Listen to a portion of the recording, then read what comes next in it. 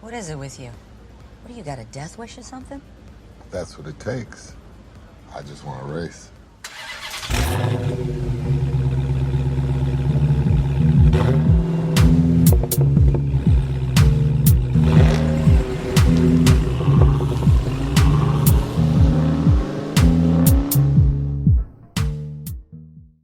All right, Diesel heads, it's episode 26 of the Chronicles of Diesel, the only show that explores everything Vin Diesel, his films, his games, his songs. Hopefully we get some more music stuff in the future. News. My name is Ethan, and with me here, because it's fate, is Devin. You want to see the old Dom? Watch. Fuck yeah. Fuck yes. All right, well, it is back. May. We're back. May 1st, and we came full circle in a way for us. People might not know this, but it did. Today's episode is about The Fate of the Furious, the 2017 film. That is the main topic of the show. And for us, in particular, personally, this is the movie that is the reason why there is a show in the first place. So it took us over 2 years to get back to it. But it was this show that made us ask the question to ourselves, to each other. This Vin Diesel guy, is he a bad actor? I don't know anymore. I don't necessarily think that's the case. You know what I mean? Yeah. That was the question we proposed to ourselves. And at the very least, it made us ultra fans. Not just super fans, ultra fans. How many super fans have a podcast about him is my point. And like that was the driving force, the throttle, the NOS, the booster button, the extra thing next to the pedals that makes the car sound like it's going bad. I want one of those in my car.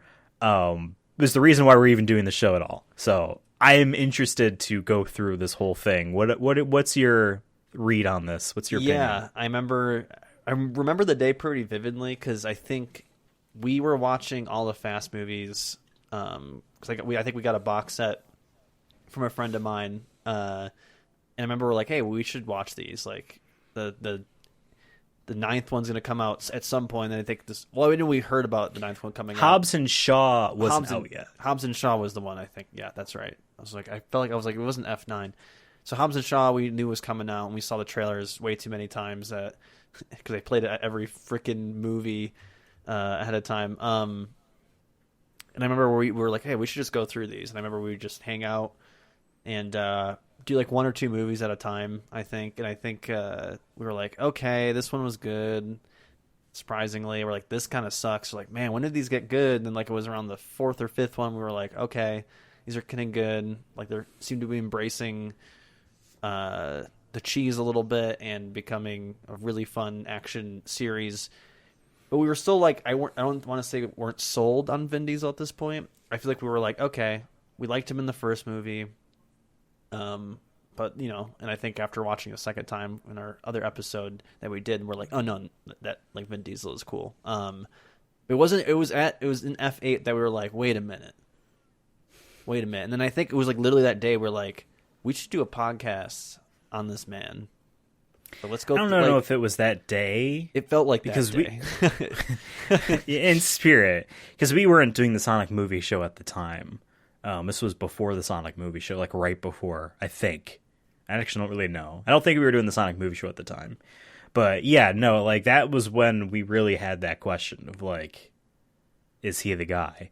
And now we're here, 26 episodes later, and probably a year. We're finally doing The Fate of the Furious. But before we jump back almost 6 years in time, why don't we jump back just a month? What did Vin Diesel do back in April? All right, welcome to VNN, Vin News Network, your only place that you will hear about me covering his Instagram mostly, and sometimes some articles. It sucks that VNN Plus is just canceled, you know?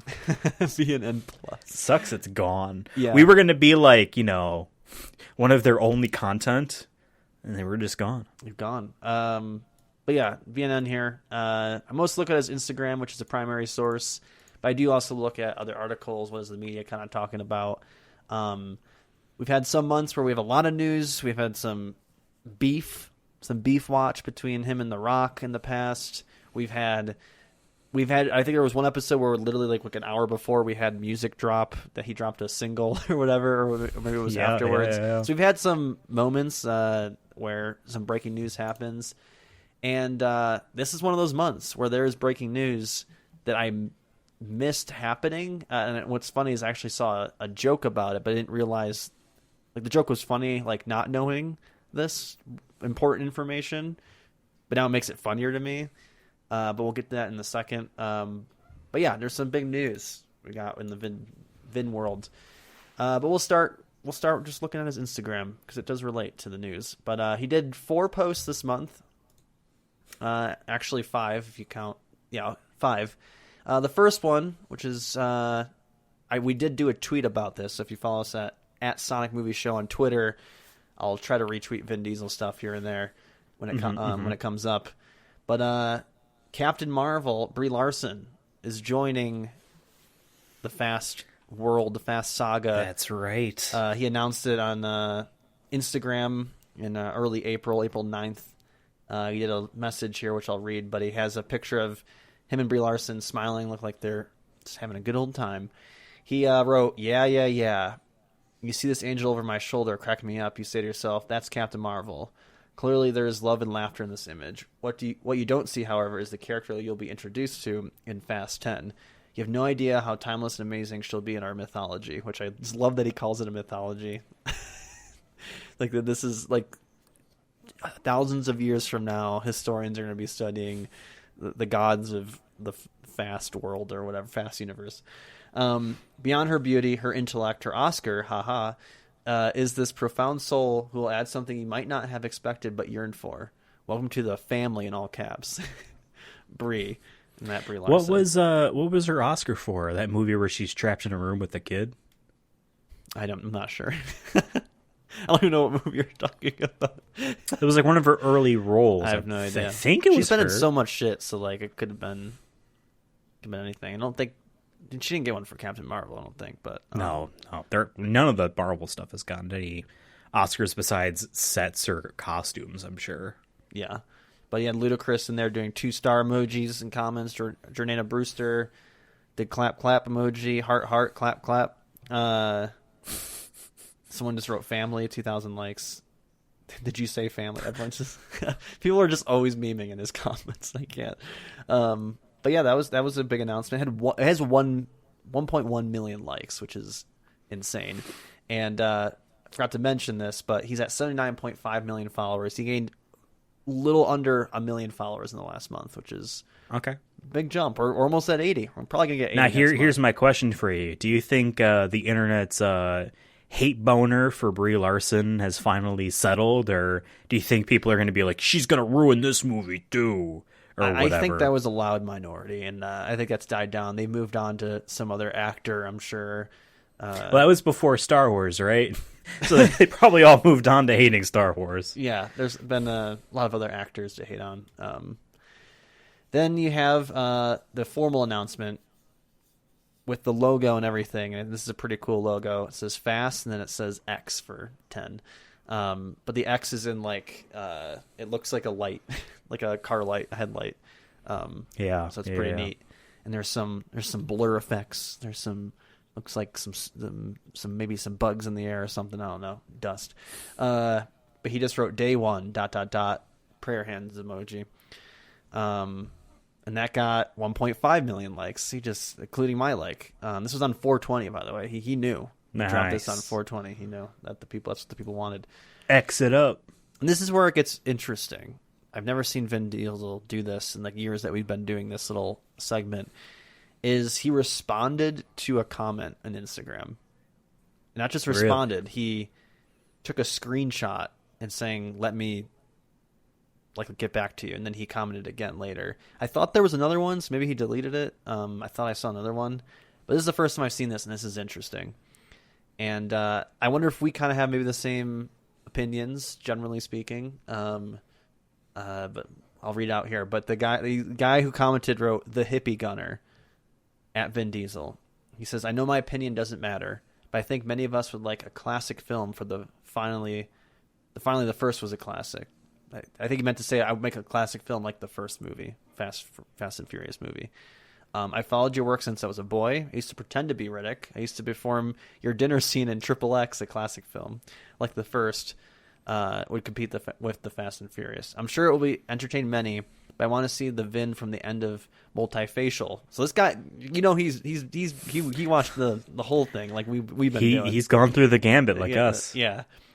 But I want to see Vin from the end of Multifacial talking about his dad. That's the same Vin as Dom talking about his dad with Brian, but with the Charger. Keep being you, man. You bring nothing but love, and it shows. You got this. Peace. Your 7-year-old fan who's now 26, which is pretty crazy. Fuck. Yeah. So I've seen people have commented before, and he took a screenshot of it. Then wrote in the comment, "Give me a second to reflect." At the hippie gunner is the guy's name, which is interesting. Instead of just replying to that, he took a screenshot, waited a little bit, then posted a picture of a very blurry picture of him, and Paul and Jordana, I think on a set somewhere. And then he said, "Yes, your opinion has always mattered. When the F-10 script came in, it excluded Mia Toretto, someone Womav attributed the brotherhood of Dom and Brian to. I was so disappointed that I couldn't see how it could continue. After all, I wasn't going to make another Fast unless Brian was back in 4.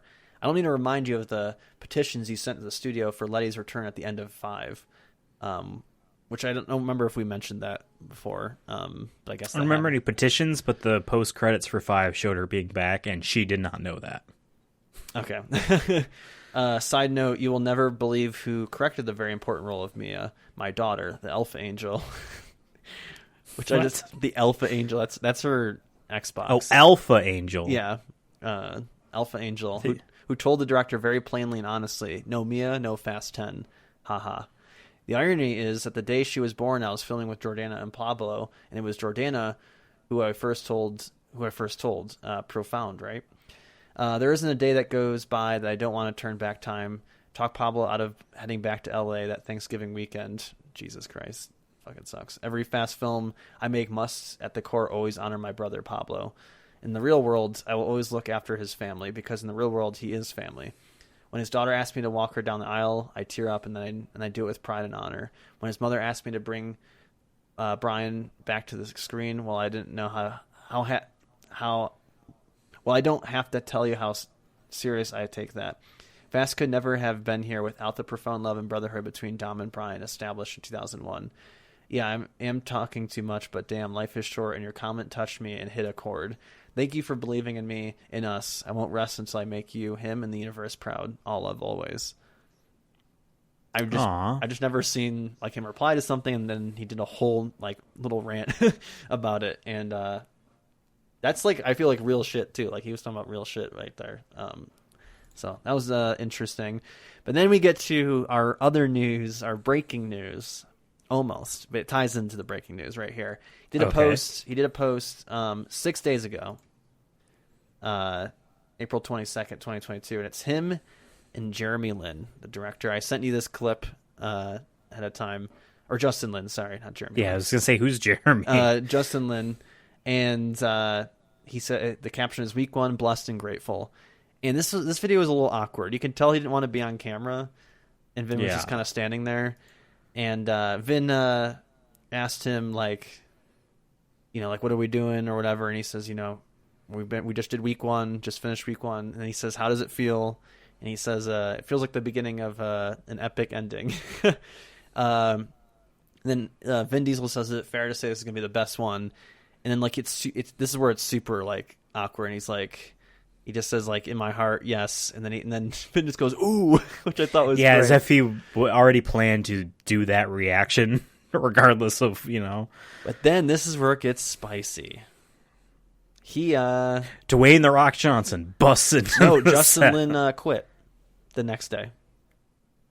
Really? Yeah, he quit. He's not directing Fast 10 anymore. What? Yeah, and I'm I did this not pop up on any of my social media feeds or anything. You're kidding. No, and it happened. The only reason I even knew this is because before the episode here, I'm oh, let me do a quick Google search, make sure there's not he didn't do a weird motorcycle ad or something again. And then I see like, oh, Justin Lin quit. I'm like, wait, hold up. What's the date on this? Like today, I saw the earliest report I saw was 18 hours ago. So it's within the last 2 days. Today we're recording is the 28th of April for posterity or whatever the term is. Huh. Yeah, this is a huge setback. Vin Diesel hasn't said anything, but this makes this video even worse to me. That like, why didn't Justin at this point be like, bro, do not put that on social. I have something to tell you. Yeah, this is big Vin breaking news. And what's funny is I saw on Twitter one guy I follow. I think his name's Jeremy Klapowitz. He's part of. He's the editor in chief for Hard Drive. And I retweeted his tweet because I just thought it was funny. But now I get the full context of his joke. Oh, I saw that tweet. Yeah, he's like, I'll direct it. He did a tweet where he got a fake DM from Vin Diesel asking him to direct Fast 10, and he said, "Yeah, fuck it." Like that was his joke. And I'm like, "Oh, that's hilarious." And I think I retweeted it with the Sonic Movie Show account. Yeah, and now it makes even more sense. I'm like, wait, that wasn't like that was based off news that we just didn't hear. But yeah. And this video is still up. That's what's even crazier. Maybe it won't be up by the time you listen to this. I'm not sure. But, yeah. Jesus, yeah. I'm like scrolling through socials and we gotta now, remember, just searching for it. He did I think the original movies, right? And then he No. He was gone for a little He came in bit. with 5. He came in with 5. Okay. Rob Cohen did the original. Some other guy did the second. Or he came in with 3. I'm sorry. He came in with 3. 5 is obviously the best one. And that's like attributed to him. He did not do 7 or 8. And we'll talk about 8 today. And he came back for 9. Yeah. So Universal is estimated to be spending between $600,000 to $1 million every day without a replacement director. Jesus Christ. Just to keep the cast and crew like there. Fuck it, let Vin direct. Make this his magnum opus, you know what I mean? Like, well, one of these tweets from Michael Sarah Huckabee Sanders says, "Fuck it, like Michael Bay direct Fast X." I mean, that mightn't be a bad hire. Breaking: Drive My Car director Ryusuke Hamaguchi has replaced Justin Lin. Sources close to the producer cite his extensive experience with cars as a key factor. Who's that? His name is Ryusuke Hamaguchi. Okay, we'll have to wait and see. Just make sure to follow our Twitter, because I'm sure I'll retweet if I see a formal announcement or something like that. Does he have a statement? Does Justin Lin have a statement? I didn't find anything, but let's see. Let me see. We can quickly look. In a statement, Lin says, "Oh, you did with the find one. support of." With the support of Universal, I have made the difficult decision to step back as director of Fast X while remaining with the project as producer. While Lin didn't elaborate on his decision to step down, he thanked the actors and stunt team. On a personal note, I am the child of Asian immigrants. I'm proud of helping to build the most diverse franchise in movie history. That is honestly a pretty true statement. So wait, he's just still producer? I mean, we don't know how much a producer is involved in these movies, too. It could be like Vin Diesel on whatever movie, or the Hitman movie. Yeah. It's like, that was just somewhere in the contract. He's stuck there. Yeah. But I hope that, like, I mean, it doesn't sound like there's any bad blood, but, like, we had the beef watch, you know what I mean? Maybe something happened. I just hope that there's nothing there, you know?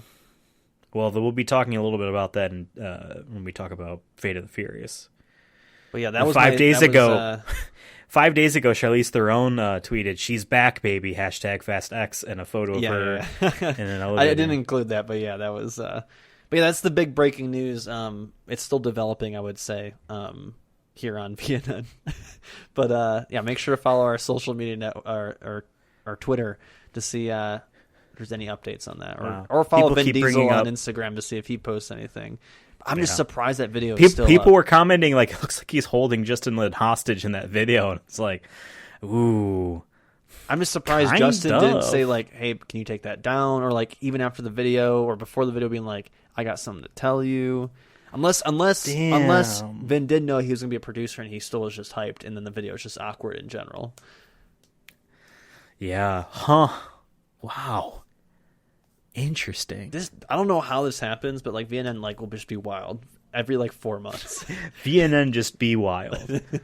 It'd be Fast and Furious for sure.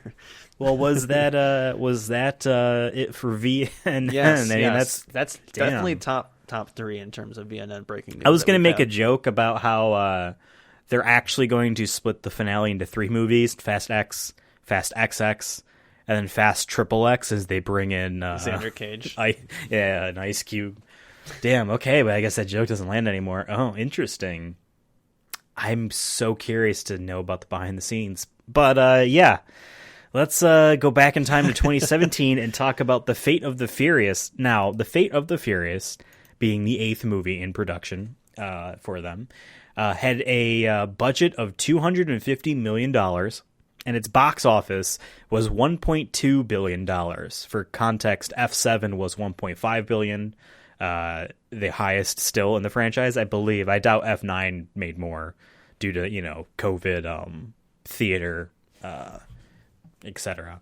This one was directed by F. Gary Gray, who directed A Man of Part. Remember that movie? Oh, yeah. And he must also love Jason Statham because he directed the 2003 remake, so to speak, of The Italian Job, which had Jason Statham in it. There you go. This movie was produced by Neil H. Mortiz once again, along with Vin Diesel, obviously, Michael Fraccio once again, and Chris Morgan, who is the writer on most of these movies. He was he did not write. I think he didn't write 6 or something, or he didn't write 9. There's something like that. But he's been there from like almost to the beginning, but he skipped one, whatever. He had that year off. Yeah. I mean, just like how Justin Lin didn't do 7 because of 6. Like, they needed to do post-production stuff, and Universal wanted to start 7 right away. I am curious. I keep thinking about the Justin Lin stuff for F at 10, because we have a little bit of what I think might be, I guess, related. So we all know about the Beef Watch. Dwayne "The Rock" Johnson and Vin Diesel do not get along, and that stems from this movie. While obviously they have starred alongside each other since Fast 5, and Vin Diesel had been producer on at least for instance for Fast and Furious 4, but Fast 5 he was a producer on, as well as 6 and 7 and 8, which Dwayne "The Rock" Johnson is in all of them. But apparently it is in this movie that really did break Dwayne "The Rock" Johnson's back, the straw that broke his back. It was during this movie, in the final week, I believe, of production, of filming, he posted on Instagram this quote. I'm going to read it to you in full, no. Devin. He writes, "This is my final week of shooting #Fast and Furious 8. There's no other series that gets my blood boiling more than this one. An incredible, hard-working crew. Universal has been great partners as well. My female co-stars are always amazing, and I love them. My male co-stars, however, are a different story. Some conduct themselves as stand-up men and true professionals, while others don't. The ones that don't are too chicken shit to do anything about it anyway. Candy asses. When you watch this movie next April, and it seems like I'm not acting in some of these scenes, and my blood is legit boiling, you're right. Bottom line is, it'll play great for the movie and fits this Hobbs character that's embedded in my DNA extremely well. The producer in me is happy about this part. Final week on Fast 8, and I'll finish strong."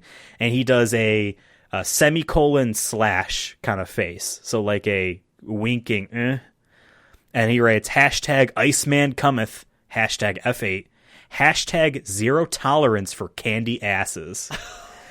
And that's like, if there's one guy in the world that you could just never shit talk, even if you were right, let's say, like, even if you were totally valid in your shit talk, The Rock will beat your ass. Like, it's facts. You know what I mean? Like, we could be in a movie together, and like he fucked up all his lines, and I call him out on it.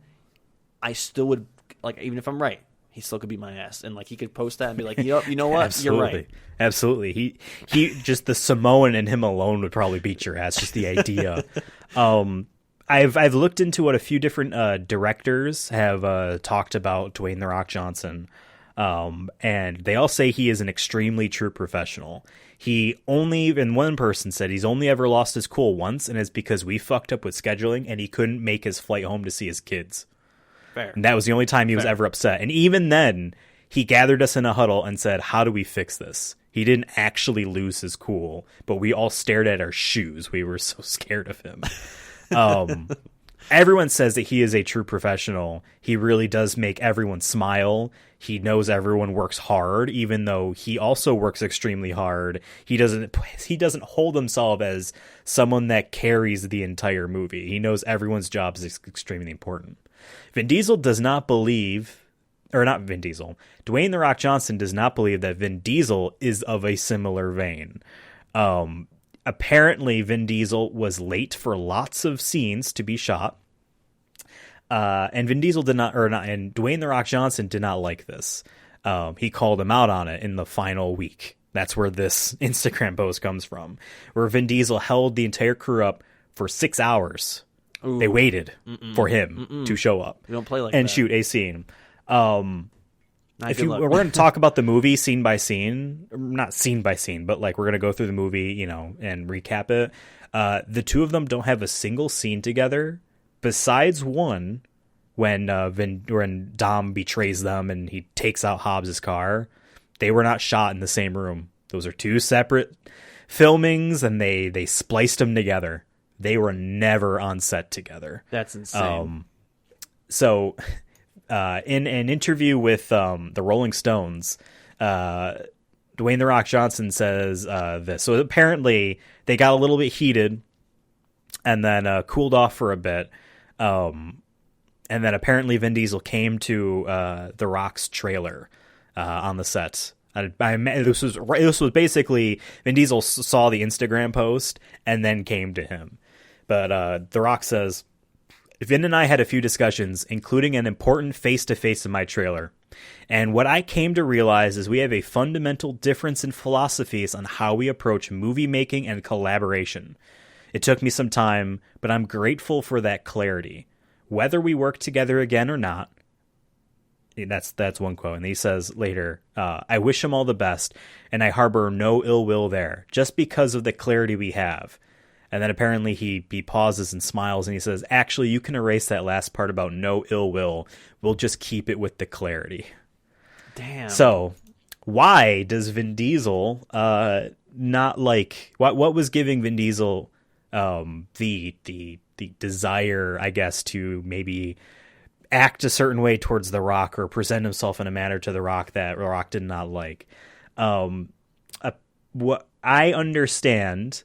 during early filming of the movie, they saw the chemistry between The Rock and Jason Statham, which before we talk about this movie, that was a takeaway we took when we first saw this movie years ago. Yeah. Was that like the two of them are really good together. The energy's good. Yeah. And right. They can shit talk each other, but it's in a fun, like, action hero movie way for sure. They're great together. They really do complement each other, like in terms of their physicality, in terms of fights and just how they maneuver. Like they make a great pair. Clearly Universal, this is my opinion and my what I believe happened, saw this and said, oh, we want to expand the Fast and Furious franchise. This is an easy way to do it. Let's say make a movie starring the two of them. And they make this plan. And now Vin Diesel is a producer on these movies, but he's not the guy that makes the big decisions. He's a giant influence, and they need him to cooperate. But like, if Universal wants to make a Hobbs and Shaw, they make it, and they did. Vin Diesel didn't want that. Vin Diesel did not like the fact that movie was going to then delay F9. Hobbs and Shaw came out between F8 and F9. If there was no Hobbs and Shaw, F9 would have come earlier because they would have been filming that earlier, reportedly. So that really did upset Vin Diesel, and that's where he started to maybe he had a bit of insecurity with the fact that The Rock is bigger than him, The Rock is stronger than him, The Rock is most likely in a lot of people's eyes a better actor than him, and he's more well liked. And he gets larger roles. He probably makes more money, etc. Right? He has his own energy drink, which I did try, and I should have mentioned in VNN, but it wasn't directly related to Vin. But I'll recommend it because it did taste good. The weird thing though is it had this interesting smell. Not a bad smell or a good smell. It just had a smell, but it didn't taste like how it smelled. That's my quick review of his Zoa energy drink. I always feel like for that shit, you're also smelling like the aluminum inside of the can. It must have been or something. It definitely. But yeah, I don't know. But it was good. It did taste good. I'm gonna try a different flavor at some point next time I go to a gas station. well, let me know because I've never even heard of that until you sent me that picture. I saw him. Well, since I follow him on Instagram, he has been advertising it. But I went in to get a soda at a gas station last week, and there's a big sign of him smiling, and he has. I mean, you can't deny that Dwayne the Rock Johnson he just has a beautiful smile, and I'm already happy looking at the man, and he's giving a big thumbs up, and he's holding his energy drink, and then there was a cooler of it, and I'm like, you know what? Well, fuck there it. you go. It worked. It worked. Now, you can see based off what you literally just said and everything I said about Exactly. what I think Vin Diesel's insecurities about himself versus The Rock are. You can easily see how he might think, oh, this guy is going to take over this franchise in terms of how Universal is going to sell this movie's franchise. And I don't like that. So Vin Diesel probably was very pouty, and I'm assuming this. And he was late for lots of stuff, did not get along.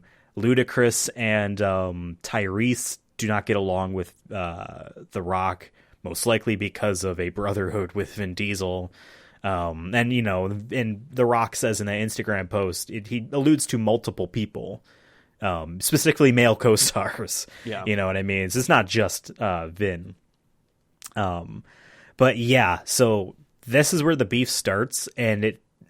So it wasn't in the other movies. This is where the definitive.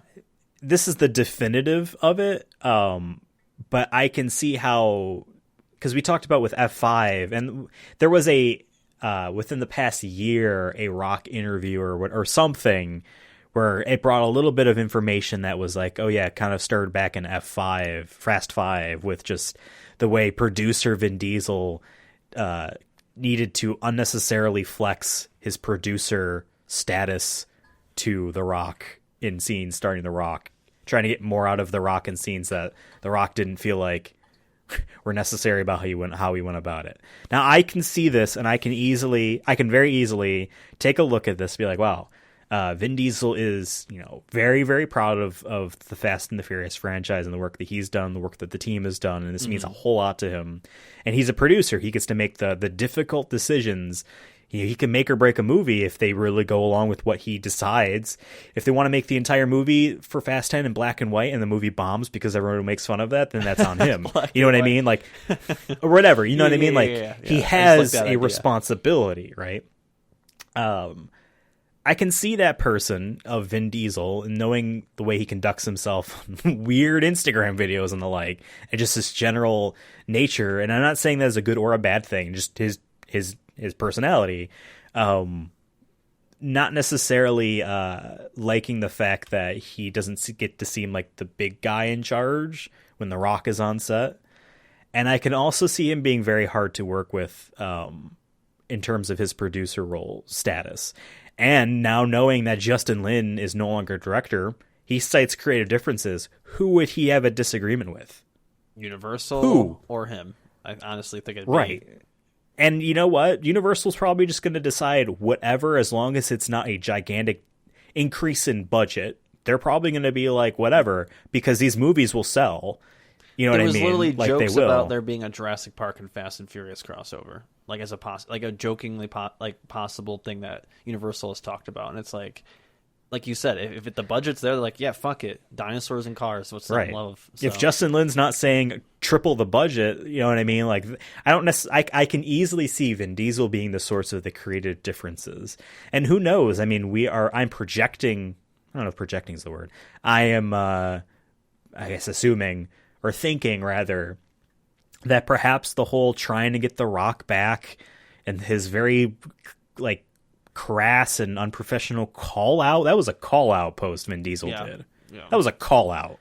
That was a, hey, get his ass if he doesn't come back. In 2017, but, 2018. I think... Or no, 2017, you're right. Yeah. 2017.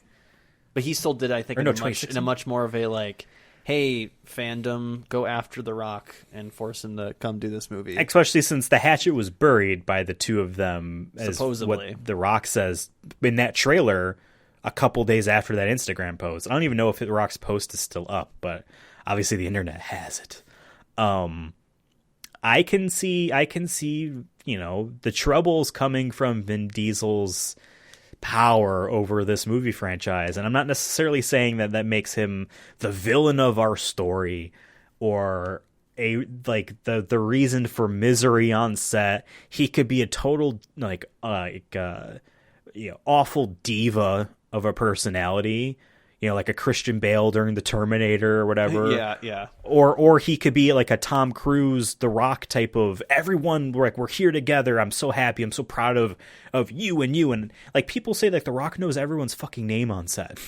Yeah. You know what I mean? That feels good to be like, hey, I'm just a guy that picks up the cable because of the union and The Rock knows my name. Like, that's kind of cool. You know what I mean? He could be like that, or he could be, Christian Bale from the awful Terminator movie. You know what I mean? Or maybe a little bit in between. Yeah. I think he's somewhere in the middle. Looking the way we've seen his I am Vin Diesel talking to my people on Instagram personality. I'm a thespian. You know what I mean? And on tour, see him. I think he's even used that before at some point, right? That he believes that he's some sort of on tour. Granted, he hasn't done too much filmmaking besides his really, really early stuff. But I think he sees himself, like kind of what you said, but kind of like he's really devoted to his vision of things, for better or for worse. And he calls the movies a mythology. I think that says it enough. Every time you bring that up, it's like, yes, this guy really enjoys his sauce, and I'm not hating that. I'm not. That's one of the reasons why we're fucking doing this podcast is because who is this cult of personality? Exactly. We've embraced the sauce. Exactly. We want it on our burger every time. I think I would have listened to his fucking music if I wasn't doing this podcast. No. You know what I mean? We've embraced the sauce. I have a couple bottles in the fridge right now. My fridge is empty, so you know my priorities. There's expired milk in there. Not really. But so I don't like, obviously, this isn't going to change how we do the podcast or anything like that. And a lot of this is now coming from what I think might be a reason why Justin Lin is stepping away from director. Maybe he's still producer. I don't know. But yeah, I don't think that'll change how we do these podcasts, but it's interesting. We also will never know probably the full story. Like, we could be totally wrong. Like, we're really just guesstimating based off what interviews have said. Because to be fair, like you have other actors who have not said anything bad about Vin Diesel, who've been in all the Fast movies, and like maybe they're totally cool. And like what The Rock literally said in that one thing is like, there are some people who some of the male actors that could have been Ludacris, you know what I mean? Like could have been involved in that. So like we don't know. I mean, like it's hard to know for sure. Like we're mostly speculating, but I kind of agree with what you think is happening. And yeah, it kind of fucking sucks because I would love, especially after Fate of the Furious, like I would love The Rock to be back. And honestly, there's still I still have that like small little hope inside my heart that like they're doing all this fake beef again just so they can have him at the fucking end of the movie or some shit like that. Like just, I don't know. I don't think it's I would happening. be so disappointed in I guess in The Rock, because he's coming from a not morals, but like what he stands for, his merits as like a person and all this and that, and just have that just be fake. You know what I mean? I don't think that it's fake. There is a very slim possibility that Universal's like, here. I know, because there is still going to be a Hobbs and Shaw 2. Still. Apparently, still.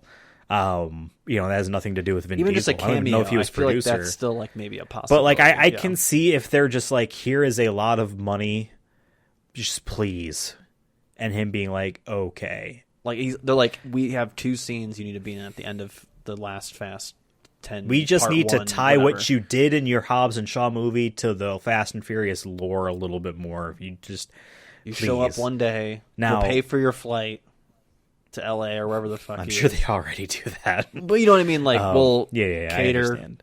We'll make it up to you in ways that isn't just here's a check. Yeah. Now here's one more piece of information, and I normally would have saved this for the part of the movie it happens in, but we'll do it now since it is about this. There is no post-credit scene for this movie. No.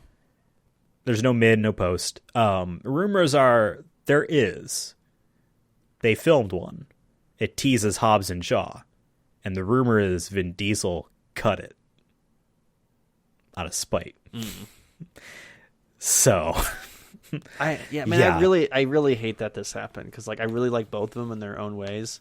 I will say after everything you said, it makes me want to go on Team Rock, but I don't want to pick a team because like I'm trying. Where like I get we do a Vin Diesel show, but I also like there's been times we're critical of Vin Diesel, and I think this is one of those moments where I'm like, I think Vin, you fucked up here, but like also like I said, we weren't there, we weren't on set. We don't know. every day. I mean, who knows? What if The Rock is extremely high and mighty white horse about professionability on the set, and it was obnoxious to most people? There's people you know? like that who take everything so seriously. You know what I mean? In you know, I mean, he's a fucking wrestler / football player. I know on Instagram he's very strict about his diet for the most part. You know what I mean? He's very like about the grind. He's that kind of grind culture guy, which I don't personally agree with. That awful rap song about it. Yeah.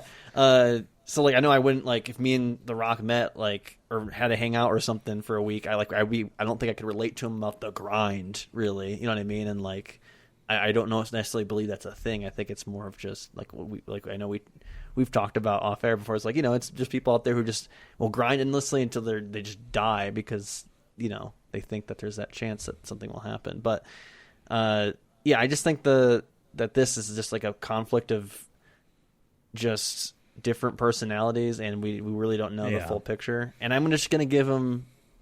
People are wrong sometimes, so like Vin could just be wrong, and that's okay. Like we're here now, so. We'll see. I mean, this is a lot better than a lot of other actors. Some people are having court cases right now. Yes. And we still don't know if Johnny Depp was quote unquote innocent or not. I don't know. Whatever. At the worst, best case scenario, he was totally innocent, and he just gets to avoid being trapped in another Harry Potter movie. Yeah, he won. This was his way to get out of it. I know. Even if he was an awful person, he kind of won. So yeah, I guess we'll find out. I mean, we're 40 minutes into this episode. We haven't even started the recap, but I think this is important that we talked about all this stuff. But yeah, let's actually start and recap this movie. Yes, 2017, our film opens in Cuba, where Dominic Toretto and Letty are visiting Dom's cousin. They're on their honeymoon in Cuba. His cousin is losing his car to some guy, and Dom races him for it and wins. I was going to say, I love this scene. I watched, I actually think this is the best opening out of all the movies. Hot take. Agreed. I think, it's just Cuba's beautiful. Great location. I was going to say, I do know that this was like the first movie or one of the first movies to be filmed in Cuba after U.S.'s banned travel there for that how is long? correct. Which is actually back now. So, because God bless the USA. This right. Well, I have a bit of trivia about this. Yes, you are right. This is the first one since the 50s that Hollywood movie has filmed any part of it in Cuba. They had a lot of issues though, because they got to Cuba and realized, there's no clean water. There's like no Wi-Fi. So they needed to bring everything to Cuba. They had helicopters full of water bottles. That's what they had to do. The U.S. I don't know how they set up a Wi-Fi infrastructure. Is fucked that country for so long. There's actually a good YouTube docuseries called War on Cuba, and they actually talk about very briefly about the Fast movie and like what that brought to them, because it brought a lot of tourism as well, and they actually like a lot of more like they were able to sell like different clothes, and like different shops were able to open up for the first time, or actually get a decent money back, thanks to like the crew being there and whatnot. But yeah, it sucks because that country is beautiful, and it's like U.S. has fucking sanctioned the shit out of it since the 50s, since we just couldn't invade them, man. Yeah, no, we were just so upset. We hate losing. And yeah, I mean, like the knowledge I always had about their cars there is like, they are cars from the 50s, and they have been just tuned for years, even still. And I like that they showed that though. I like that they showed that. Yeah, exactly. The movie made a point of doing like, hey, this guy has a boat engine in his car. Like, I think that, or a boat battery or something in his car. Yeah. But yeah, I love this scene because it has that classic Fast and Furious vibe to it, but with the touch of like what the newer Fast and Furious movies are, with the ridiculous action. Especially in the beginning, it's like, okay, this is old school. We're just racing through the streets. They're going. We have people stopping traffic. Yeah, But then like when the whole like part where the car's on fire and shit. I'm like that's the new Fast and Furious. Like we need to add a dilemma of some sort that would never happen, but it's just cool. And he does a cool rollout of he rolls out of the car physically as it flies in the ocean and explodes or whatever. And there's that, and at the end, it goes back to kind of that old school where he's like, "Oh, you beat me in a race, I respect you now." So I thought that was kind of cool. Yeah. Vin Diesel apparently says that this movie opens with the street race. Obviously it doesn't literally open with the street race, but it has the street race at the beginning as a somewhat of a Paul Walker tribute, because the first two movies were heavy on the street racing stuff. Yeah, and there's some people who miss that, and we talked about that in VNN there, where that one guy's like, I kind of miss that old school Fast and Furious. So I kind of like that this was a kind of a good opening, because I think it blended those ideas together. Afterwards, Letty and Dom talk about having kids, and then apparently they go get food. Just kind of want to know what that was. He says like they usually says in 2 minutes. I'm like, what is this guy getting? Like a hot dog down the street or whatever street food they can get. But then Dom some day later is walking, and he bumps into a woman that needs some car trouble. She has some very fake blonde dreads. Her name is, she doesn't say it here, but she's Cypher, and she has tricked Dom now into working for her. And they don't show it initially too. She shows him like an iPhone, and then there's a video or a photo on it, and you can just tell by his demeanor that like, oh shit just got real. But we won't know. The audience doesn't know until like a good 20 or 30 minutes in. I feel like even longer. I don't know. But what was I gonna say? There's a lot of forced it's fate, like lines from her, because they're like, yeah, it's called the Fate of the Furious because that's a cool thing to say, and it kind of F8, it's cool. We have to fucking use the word fate now in the movie to make it make sense why we called it that, Yeah. Like, is that really the fate of them, is that they fight him at the end? You know what I mean? It's weird, but we then cut to Dwayne "The Rock" Johnson at his kid's soccer game, where some government dude tells him he needs to find Bush's WMDs, and if he gets caught, he'll get arrested. They call like the EMPA WMD. It's like, not really, but sure. Yeah. Fun fact, there are coordinates that play sometime around this. They're not coordinates that play, but like they show up on the screen, I think before, like the lead up. The coordinates are for Universal Parks. Oh, that's funny. Universal theme parks, yeah. I don't know. I remember this scene when we watched it years ago and thinking, he's not actually briefing soldiers. I bet this is, I swear I thought it was a soccer game. Like the way he said shooters, I'm like, no, this is a sports thing. He's talking to some sports. Well, they do it kind of, they're doing the slow pan out too. So that kind of like suggests that he could be somewhere, but like, I think they're just showing it that his character is very like, just like he seems to be in real life, very like professional. Here's the plan. Yeah, this is what we're doing. We're going to execute I have taken the liberty of giving us a battle plan. And then they do, I forgot what the word was. I think it's a haka. Now you might think, knowing his heritage and his character's heritage, that it's Samoan. It is not. That's a different thing. This is New Zealand. Basically like, ancient islanders, like Samoa culture, but the New Zealand variant of it. Gotcha. That's what that is. That they did. I feel like that was a Rock like scene. Like I feel like he like wanted to do that. I can see that. Yeah.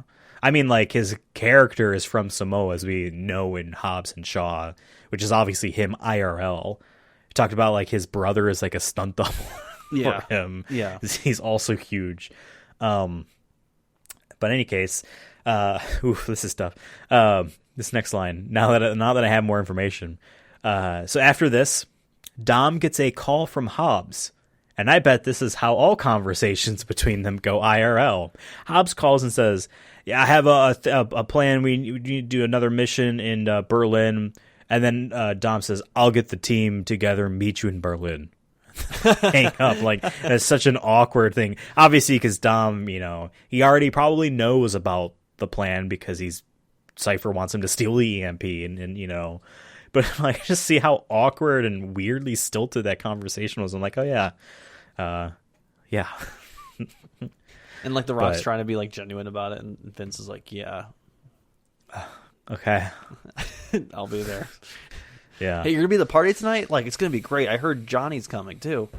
Yeah. I don't see that as believable of Dom just being like immediately like, okay, yeah, I'll get the team together and meet you in Berlin. He's not even gonna ask even remotely what it is. You know what I mean? Like, ugh. In Berlin, the team finishes their mission to steal an EMP, but Dom betrays them and steals it for himself. So as I mentioned before, when The Rock and Vin Diesel are on set, they're actually not. Those are two completely different film scenes. That's why they don't actually touch each other.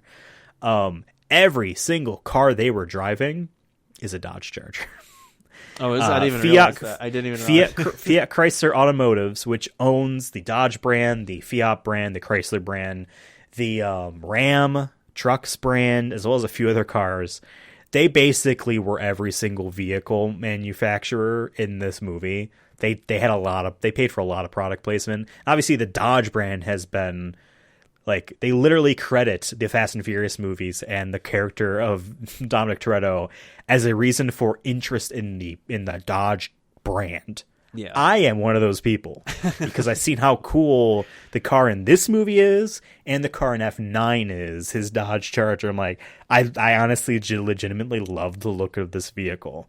Even the Batmobile in the recent Batman movie is a muscle car. You know what I mean? Yeah. It looks like this with shit. You know what I mean? By the way, I want to. So yeah, they had a lot of product placement. So like, like everything is like a Ram or a Dodge or a Fiat Chrysler, and they have a couple other brands too. So I wanted to point out here too that they definitely killed 7 people with that big ball. Oh, for sure. Yeah, like they definitely murdered those people. And I think those were supposed to be terrorists.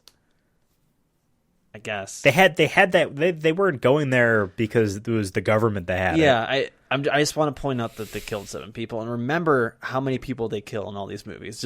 I just love to think about that. That like they keep quoting like, yeah, we're good guys now, or at least The Rock's character is supposed to be like about serving, doing the greater good, kind of thing, and like they definitely kill so many people in these movies, especially they're now. Terrorists. At this point, they kill a lot of people. They definitely kill a lot of people in New York. The safe in New York. In New York, there was another 9/11 right there. I'm just saying the amount of cars that were flying around. That at least 3,000 dead. Yeah. And I also like that in the scene. He I think The Rock says something to the effect of like, "I know that face when I see it," and he's just like, I'll see you. He says Dominic Toretto just went rogue, and I just like that line. Just like Dominic Toretto just went rogue. It's like that's so cheesy. Everyone's like, oh, what? And Letty's like, I got a sense from the way he looked at me and the way he said, "I'll see you back at the base. I'll see you when it's done." Right, or whatever he said. Yeah. But as the team discusses this betrayal, Hobbs is arrested and taken to prison. Mr. Nobody is there with some dude, and they offer a deal in which Hobbs would be working for them as if he admits to doing things he didn't do, and Hobbs turns it down. Then he breaks his chains and he fucks up that guy a little bit. It was all just for, and he makes a point of he says this multiple times where he's like, "I'm gonna get out of this the right way. The right way. I am innocent." Not really. And you were told, hey, you will be put in prison if this goes wrong. The government will not save you. So I don't know what he's putting his faith into. They were going to leave him in there to die. Do you think America, if they get caught doing something fucked up, that they'll correct it? That's the plot of Metal Gear Solid 3, or at least the theme. Legitimately about America. But yeah, Hobbs then sees that he is cell neighbors with Shaw from the last movie. I just Shaw. love this shit, dude. This is like just classic, like for me, like classic almost 80s action movies where like the bad guy is back, and of course he's like tied in a way you wouldn't expect him to be. Like of course he's the one directly across from him. It's just great. I love it. And who knows, it might have even been orchestrated in such a way because Mr. Nobody started that prison break. I think there was, and in a trailer, some sort in of... a trailer, they show him actually being a part of that. They show Kurt Russell's character, Mr. Nobody, actually having more scenes regarding this. Apparently, the trailer has that. On the plane, Cypher shows Dom all her guns, her ideology, and her hair extensions. There are parts where those dreads look fake and real. I can't tell anymore. Back with Hobbs, him and Shaw talk shit, and then the doors open, and there's a prison riot, and they fight their way out, so to speak. And I love it. Like, the Hobbs is like, no, I'm staying in here. But then since Shaw gets out, he's like, you gotta stop him. And he's beating people up. Like, you gotta stop him. As he's practically killing people. So you gotta stop that man. He's a killer. I did like the scene, though, with The Rock, or with Dom there, where, like, she questions, like, is it Dom's responsibility to change people's folks? And I'm like, kind of agree, Dom. That maybe you shouldn't always have to be the lecturer. But no, I did like this breakout scene. Or right before it, he's just like, there's so many good Rock lines in this. That's why I almost wanted to use one for this. But beat your ass like a Cherokee drum is a classic. I literally have that written down. But I love that they kind of make Rock like the tank, and then Shaw is kind of the flippy guy, the agile. I would say more agile, like more. Almost like technical. He would be. He uses his environment much better than he would The be Rock. from a Hong Kong action movie. Like, I'm a detective. I chase down the bad guy. We're flipping off fences and shit. That's yeah. Jason Statham's great at that. I know you have quotes or whatever. The Rock will just he'll just power through. Like, they show a scene where there's 3 people with riot shields and blocking, and we cut to a different view of them just flying as the Rock walks into frame. My favorite line in this whole movie is during this. Rock is trying to chase after Deckard Shaw, and a prisoner, because when he's first brought in, all these people know him. He probably put most of them there. And when Shaw says, how are you going to get out? This is 38 feet of concrete and steel, or I've been told. That is what The Rock tells him at the end of F7. Furious 7. Good luck getting out. This is 38 feet of concrete and steel. Any case, when he's chasing him down, one of these prisoners stops him with a knife.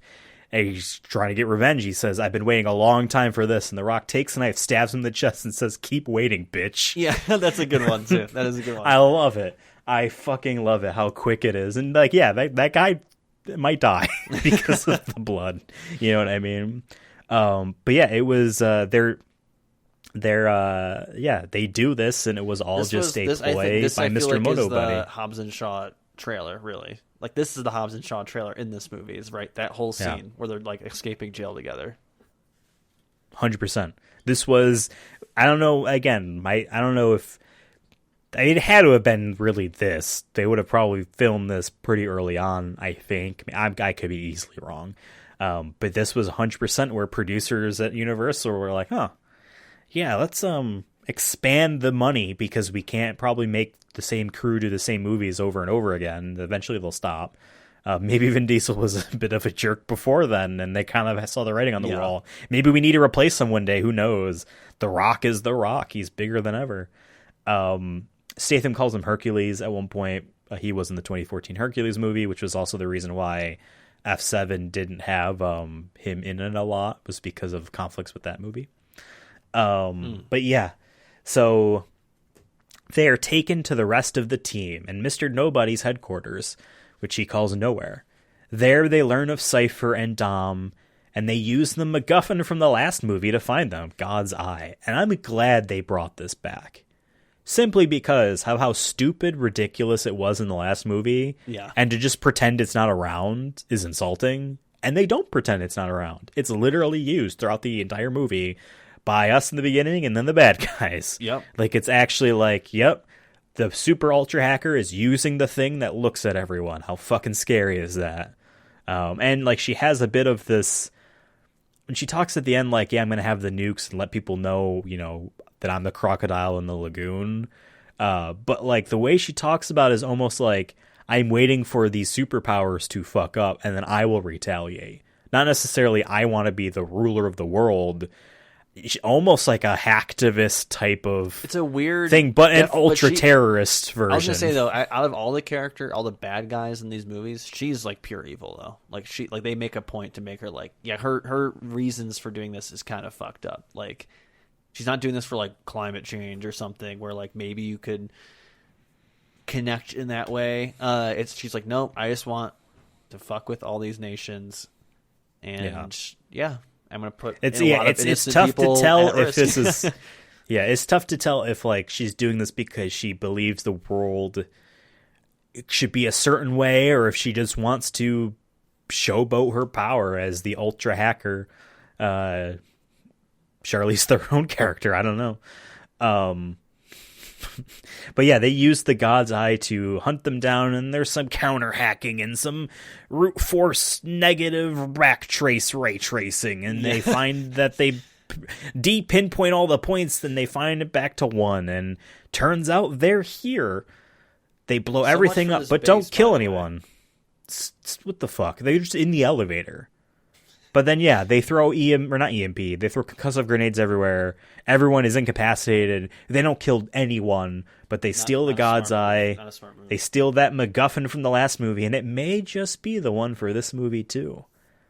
Yeah, and she even she doesn't acknowledge that, but she says later, "Oh, I should have just killed these people before," or something like that. Maybe It's I like, guess yeah, the reasoning you could argue is that if she did, she would lose Dom that she needs. Maybe. yeah, it's true. But she But thought I maybe feel that like wasn't a good enough warning for them to be like, "Don't fuck with this."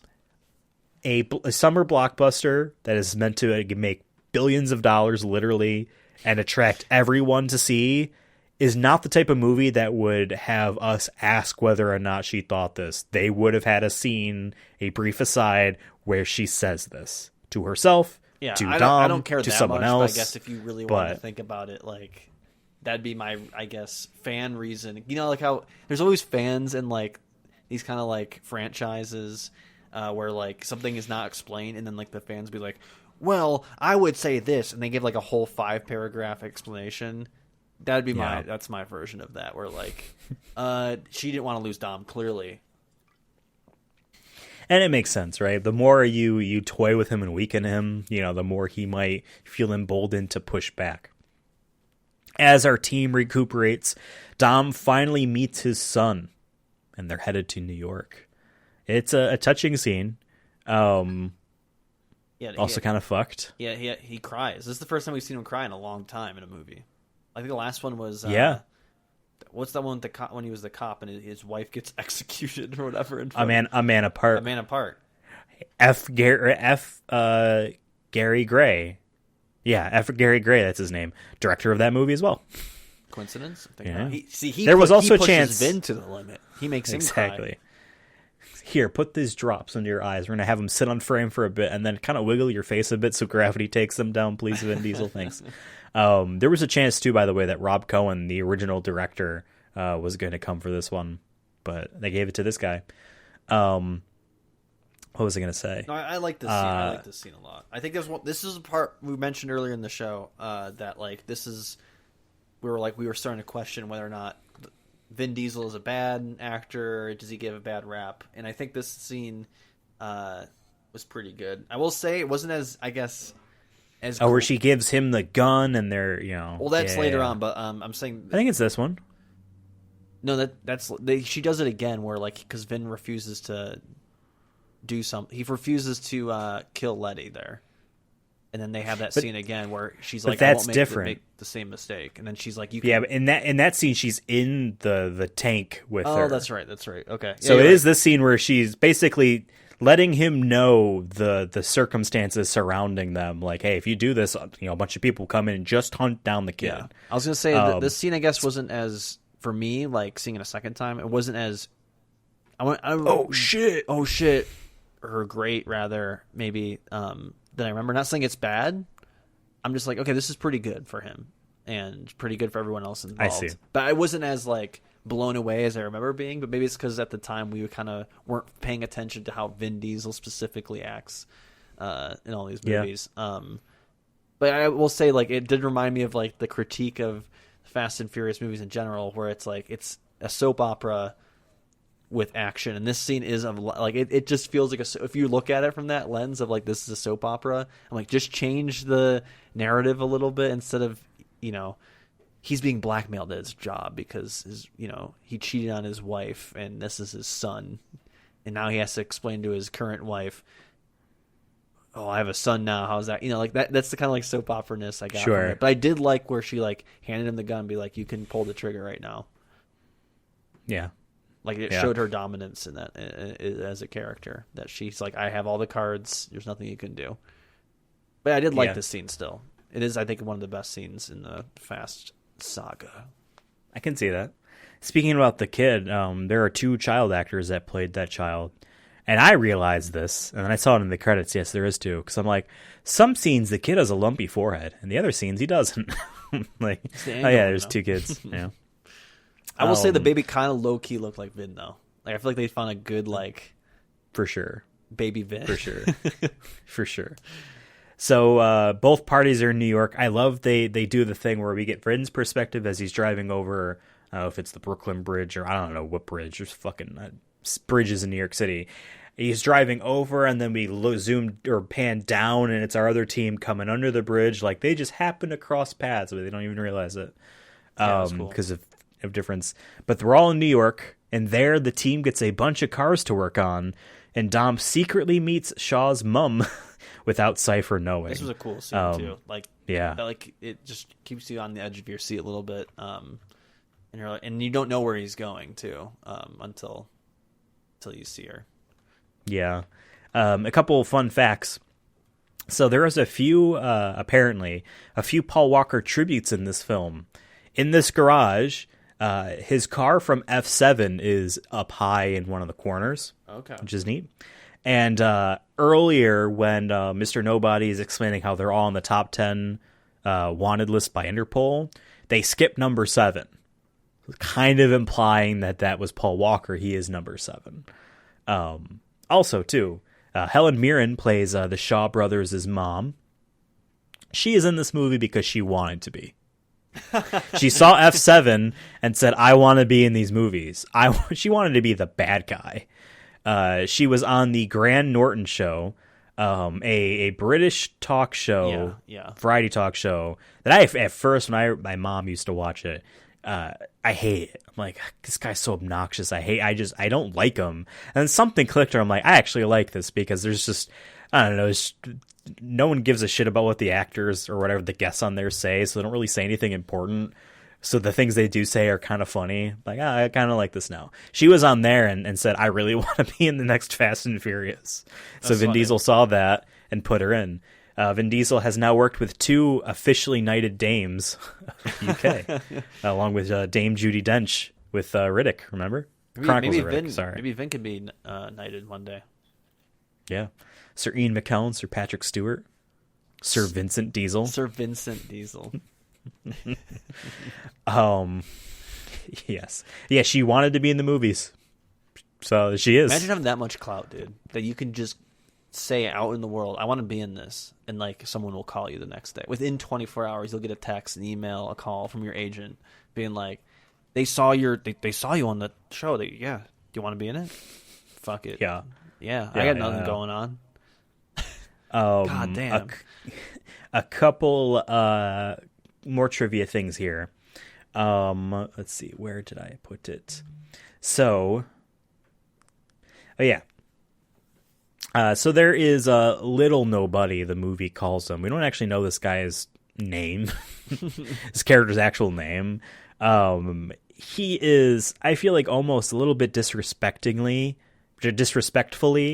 replacing the Paul Walker character archetype of the white guy that drives the blue Japanese imports. It kind of had that vibe.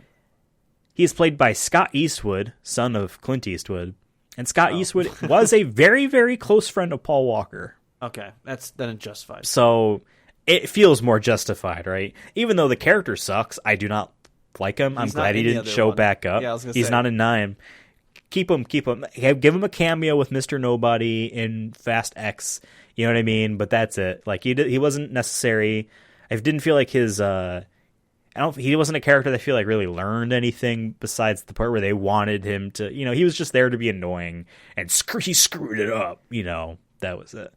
But yeah.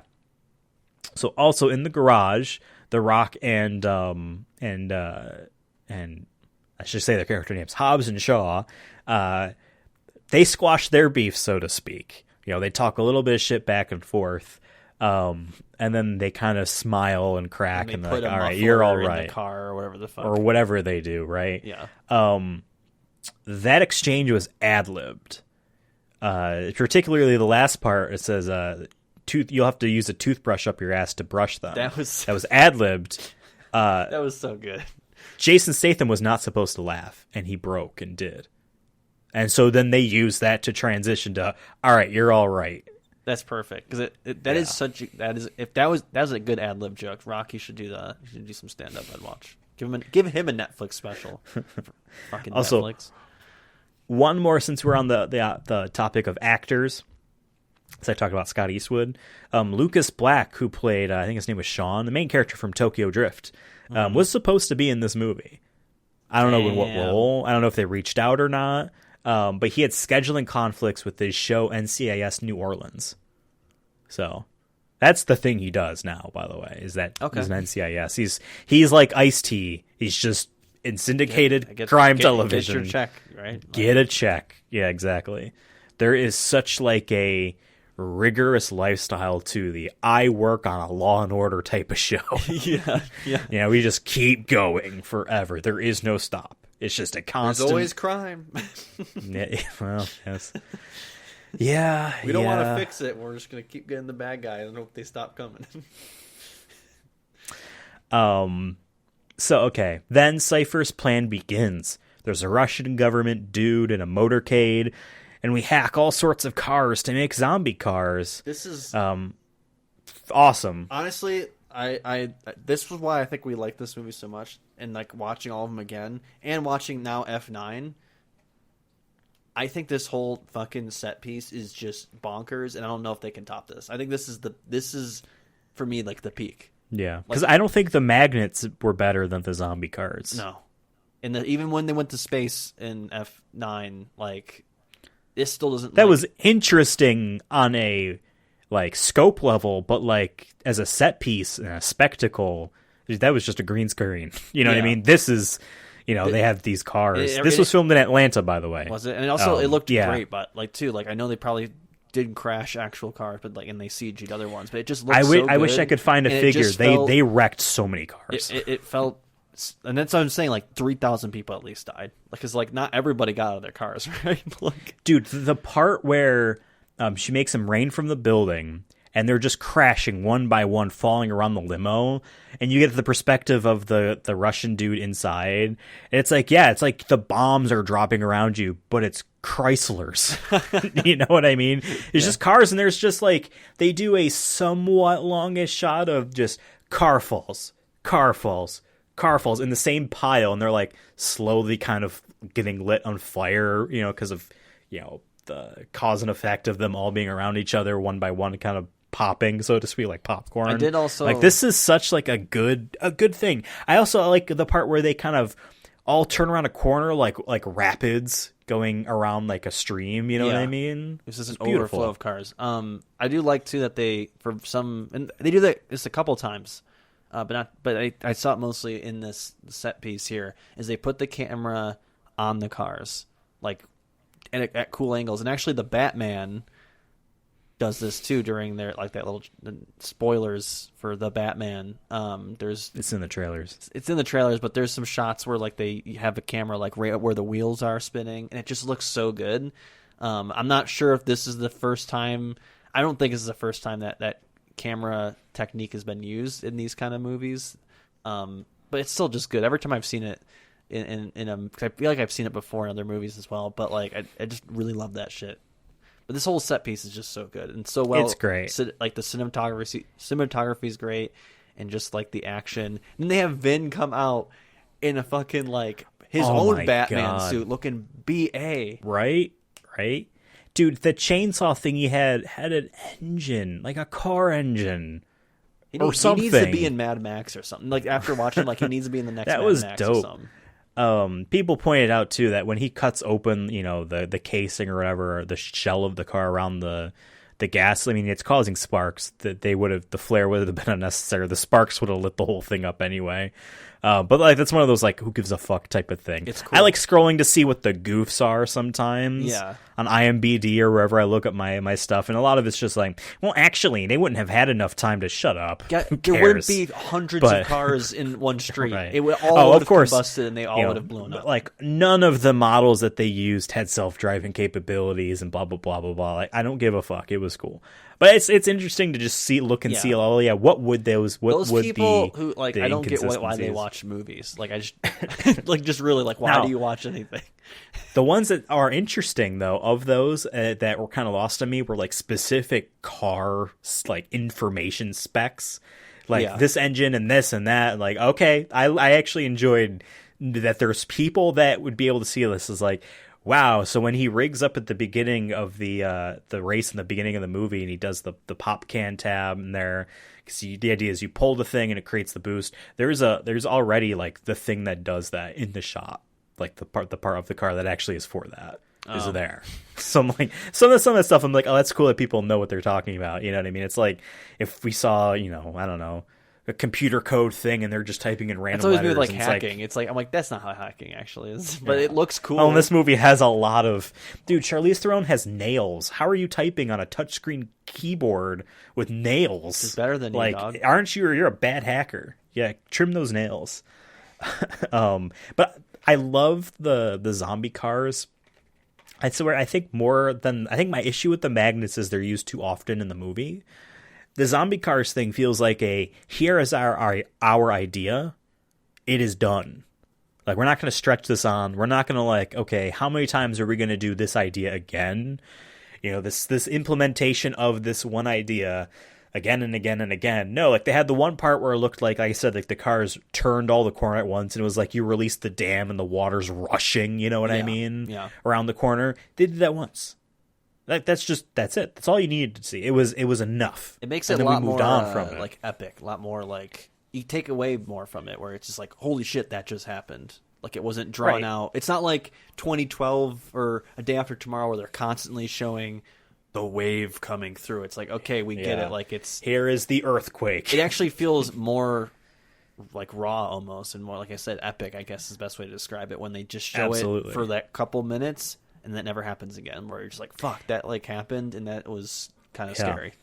And hey, this is a movie that has multiple cool set piece stuff it wants to do, right? 7 was the one with the they jumped the planes out of the building, or they jumped the cars out of the plane. Jump the plane out. They reversed 9/11. That was 11/9. Yeah, exactly. November 9th. Like that, but like, and yeah, the buildings, okay, fair, but like the magnets, it felt like those were used a lot in lieu of having a different, completely giant set piece thing. Yeah. And when we get to that movie in like November, like we'll maybe come back around and because I forget a lot about that movie, to be honest. I think as of right now, I rank this movie higher than that movie, but I haven't seen that movie in a year. Yeah. It's been about a year, right? So, all right. But in any case, let's move on. But yes, once the limo is taken out, Dom starts to cut it with an epic chainsaw to get nuclear launch codes. He gets the football, the Russian football. They took my football. I am Exactly. very sad. In his escape, he gets surrounded by his old team, and they chase him and tether him with their cars. This was cool, too. But he makes it out. This is so anime. He makes it out in the end. He's like, yeah, this is like everyone This is needs to Attack take on Goku Titan down. or whatever. Yeah, they're just shooting as many things at him, and I like that he still can't be restrained. Like that just shows like how powerful he is compared to all of them. Yeah. That's why he's the Yeah. boss. It's like if all of Goku's friends had to take him down, and like Vegeta on his own might be enough, but here Vegeta realizes even all of them is not enough when Goku really needs to get out or whatever. Like that is They can't 100% stop him at this. Super Saiyan. Like Yeah. Exactly. even if they plan it out, it doesn't matter. There's levels of Super Saiyan, dude. There's like Super Saiyan 4 Goku. He's got red hair. If he fuses with someone else, they got their own when Super I'm Saiyan retired levels. in a retirement home wasting away, that's when I'm going to go through all of Dragon Ball Z. There's a lot. Because There's a I lot went of filler, through too. I went through a lot of it, like on Toon Network or whatever it was called growing Toonami. up. But like I did with with Boo or whatever. But I know there's like so many more now. Like I'll just wait until I'm 70, and that's when I'll. Well, go there through is like the recut version, Dragon Ball Z Kai, that like cuts out all of the unnecessary filler, gets it down right to okay, this is what's actually important, which I appreciate that anime does that. You know what I mean? That there's a director's cut of Dragon Ball. In any case, on foot, Dom shoots Shaw and gets into it with Letty, but he can't kill her. And this guy named Coward. Rose, which I guess is from the last movie. I don't remember. He looked familiar, but I guess he was in the last movie. I don't know. He's going to do it, but then Dom and blah, blah, blah, blah, blah, blah. Regardless, the result of this He actually choice. he actually is from Game of Thrones, and like I'm thinking about it now, like when this movie came out, like that was like he was like generally an important character in it. So I feel like he was kind of like Star power. hey, this is my moment of. I feel like too. It's funny. Like now you think about it, all the Fast and Furious like big actors, like they were just starting to hit like they're part of like their career where they're starting to be more of a welcome name, and like then now they're on Fast and Furious. Like The Rock was like getting into he was in acting for a little bit, but like I feel like he was starting to become more of a household name for his acting rather than the wrestler. Right when he got into the Fast and Furious movies, and same with Jason Statham. And now you have Jason Momoa on the horizon. I feel like like after Aquaman was kind of his thing. And now he's kind of like getting into a bunch of different roles. But I feel like for him, he's still I would say like he's not a main actor, but people recognize him, I think, from Game of Thrones. Okay. And he's been in a bunch of other stuff, like a bunch of other TV shows now. I know he was just in The Witcher as well. So, TV series. Interesting. Yeah. Well, all things have their consequence when you make a choice, Dom. Back on the plane, Cypher kills Elena as his This punishment. is also the first, because all these characters keep coming back. You know what I mean? That like, I feel like this is the first character, bad villain. It's like, no, we killed someone. Besides Han, this is definitively she's dead. Besides Han, but like Han was like in his own. He was in the movie where all the other characters weren't there when he died. Yeah, you know what I mean. So it doesn't feel the same. So for this to have like, nope, even though she wasn't a main character, but the fact that like. No, this is a threat. Like I said, I still think she's the best villain of all these movies because she the only one that is in more than one. Yeah, and she's done damage. You know what I mean? Like actually done damage and is super evil. Yeah. Dom and Cypher have a mental battle where they talk about ideals and crocodiles and lagoons, and we cut to she talks about choice theory, and I'm like, God, we need Ben Shapiro up in here to do like some fucking actually. Debate. I would love to see Vin Diesel just punch Shapiro in the face. I'd pay. We so cut much to money the for team. We cut to the team deciding to go all out and stop them. All bets are off. Take any car you want. Even you can take the tank. And Ludacris is using a Razer laptop at this scene. Oh, is he? Yeah, just thought that was funny. Nice. I'm like, yeah, the hacker guy uses Razer. Okay. Yeah, he can afford it apparently. We head to Russia, where a secret nuclear base is Dom's next hit. Oh, yeah, no, like, Ramsey has a custom laptop thing and, like, a big, like, thick case. Like, that's what I feel like a hacker would actually have. They would build it somehow, and that's not going to fit inside this sleek and easily breakable. It would be in, like, a nuclear football case type of thing. Yeah. If they're like, this is extremely important. It would look very, like, what's the term? Like, for... spies. It would just be like, it would be different like chunks of PCs together. Analog. I feel like it'd be very like, just very 60s spy equipment, but it's the digital age. We head to Russia, where a secret nuclear base is Dom's next hit. Feels like we just watched a movie where there's a secret nuclear base in Russia. I have a question here. I don't know who started it. I don't know if it's the Russians themselves. Was it the Soviet Union? What? But why is it anytime anyone goes to Russia or Russia is mentioned, there's a theme, a Russian theme that involves like Gregorian chants or some sort of choir? Is like who started that? I've heard songs that like reference Russia and like they have the chants. and I know like the Soviet Union and Russian national anthem kind of has like it's supposed to be like a crowd of people doing it. So I don't know if that's where it comes from. I want someone should do a book or something, some sort of historical research into like the West. I don't know if like, and that's what I'm saying. Does Russia like be like, yeah, that's like our vibe?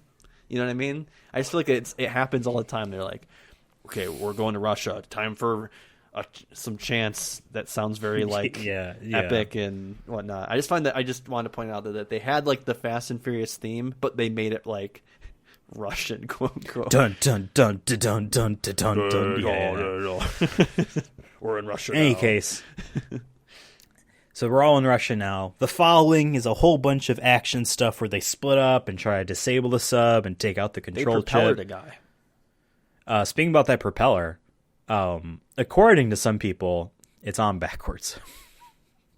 Maybe it's different. Propeller in Russia. is facing that? Yeah, it's like the toilet bowl. Yeah. It's in reverse if you're in the southern hemisphere, but if you're in Russia, the propeller makes you go forward if it's backwards.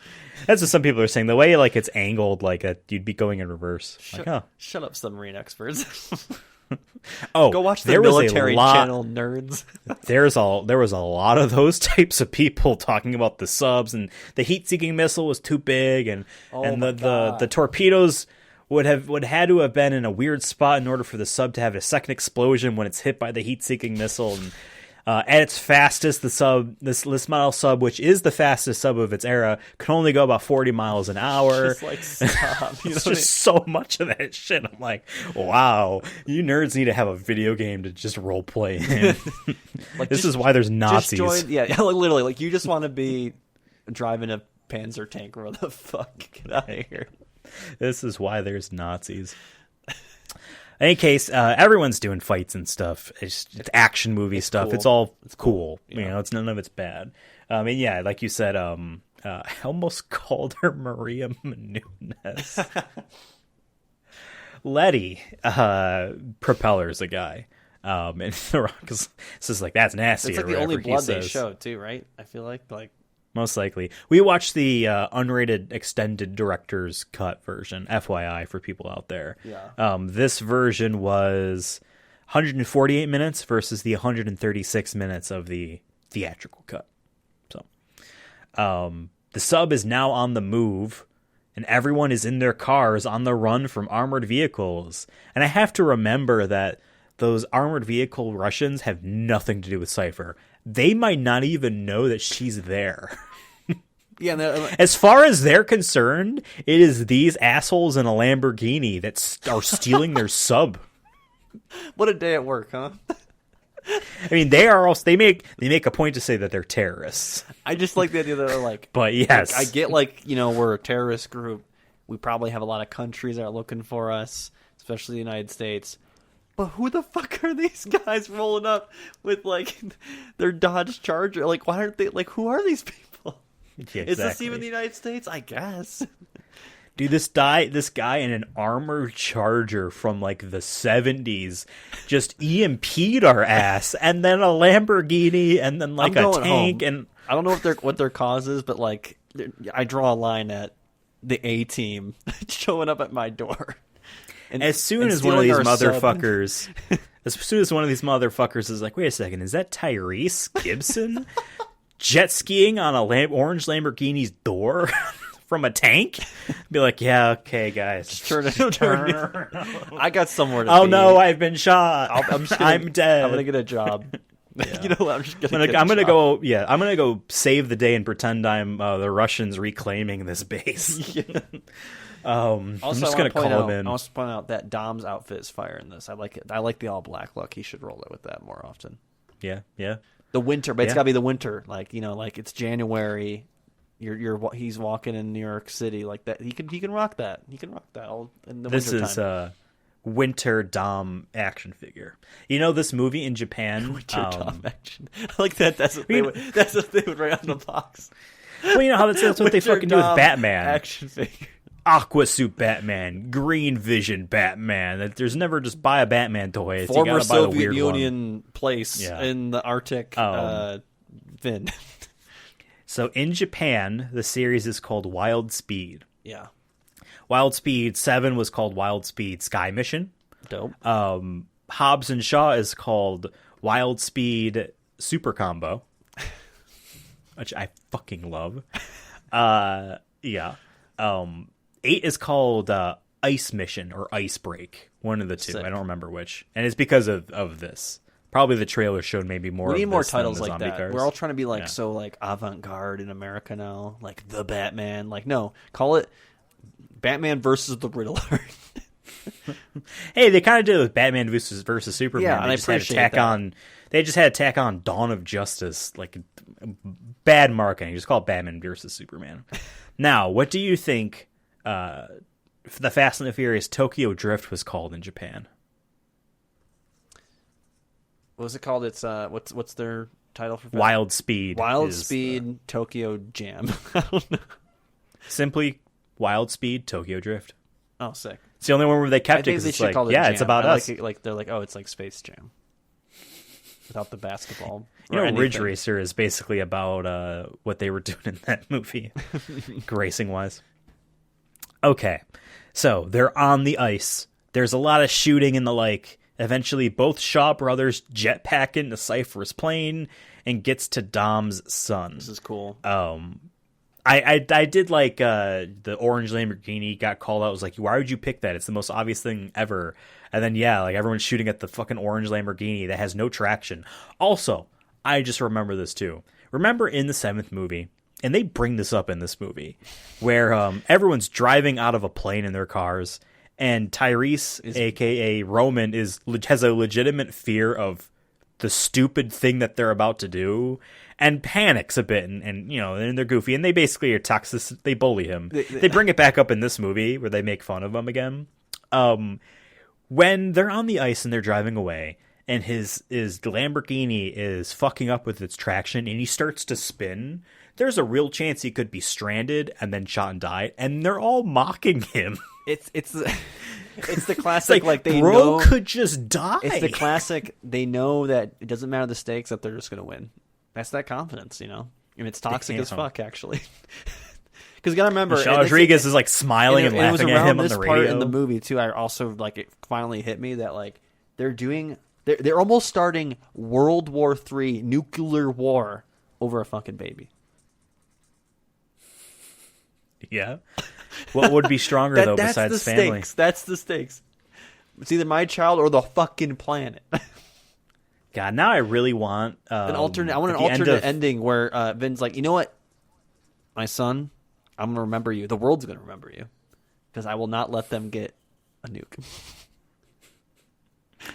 I kind of really want Fast X to end with his entire team and family dying. Yeah. So the tagline for 11 or whatever they call it, FX2, is what would you do if there's no family? Or whatever. That'd be you know cool. what I mean? And it ends with him just like, can do God of War 3 style where he just goes and kills all the bad guys, but then he dies at the end. Yeah. You just copy the ending of Logan. Yeah. This is what it feels like. And he's trying to turn his car over, but it won't start. This is what it feels like. He's in like the Navajo desert or something. It's like, or no, he doesn't get shot. He just dies of like heat exhaustion or something. Yeah. 'Cause he's just stuck. Yeah, he runs out of gas. He's like, oh, this is what it feels like when my car runs out of gas. This never happens.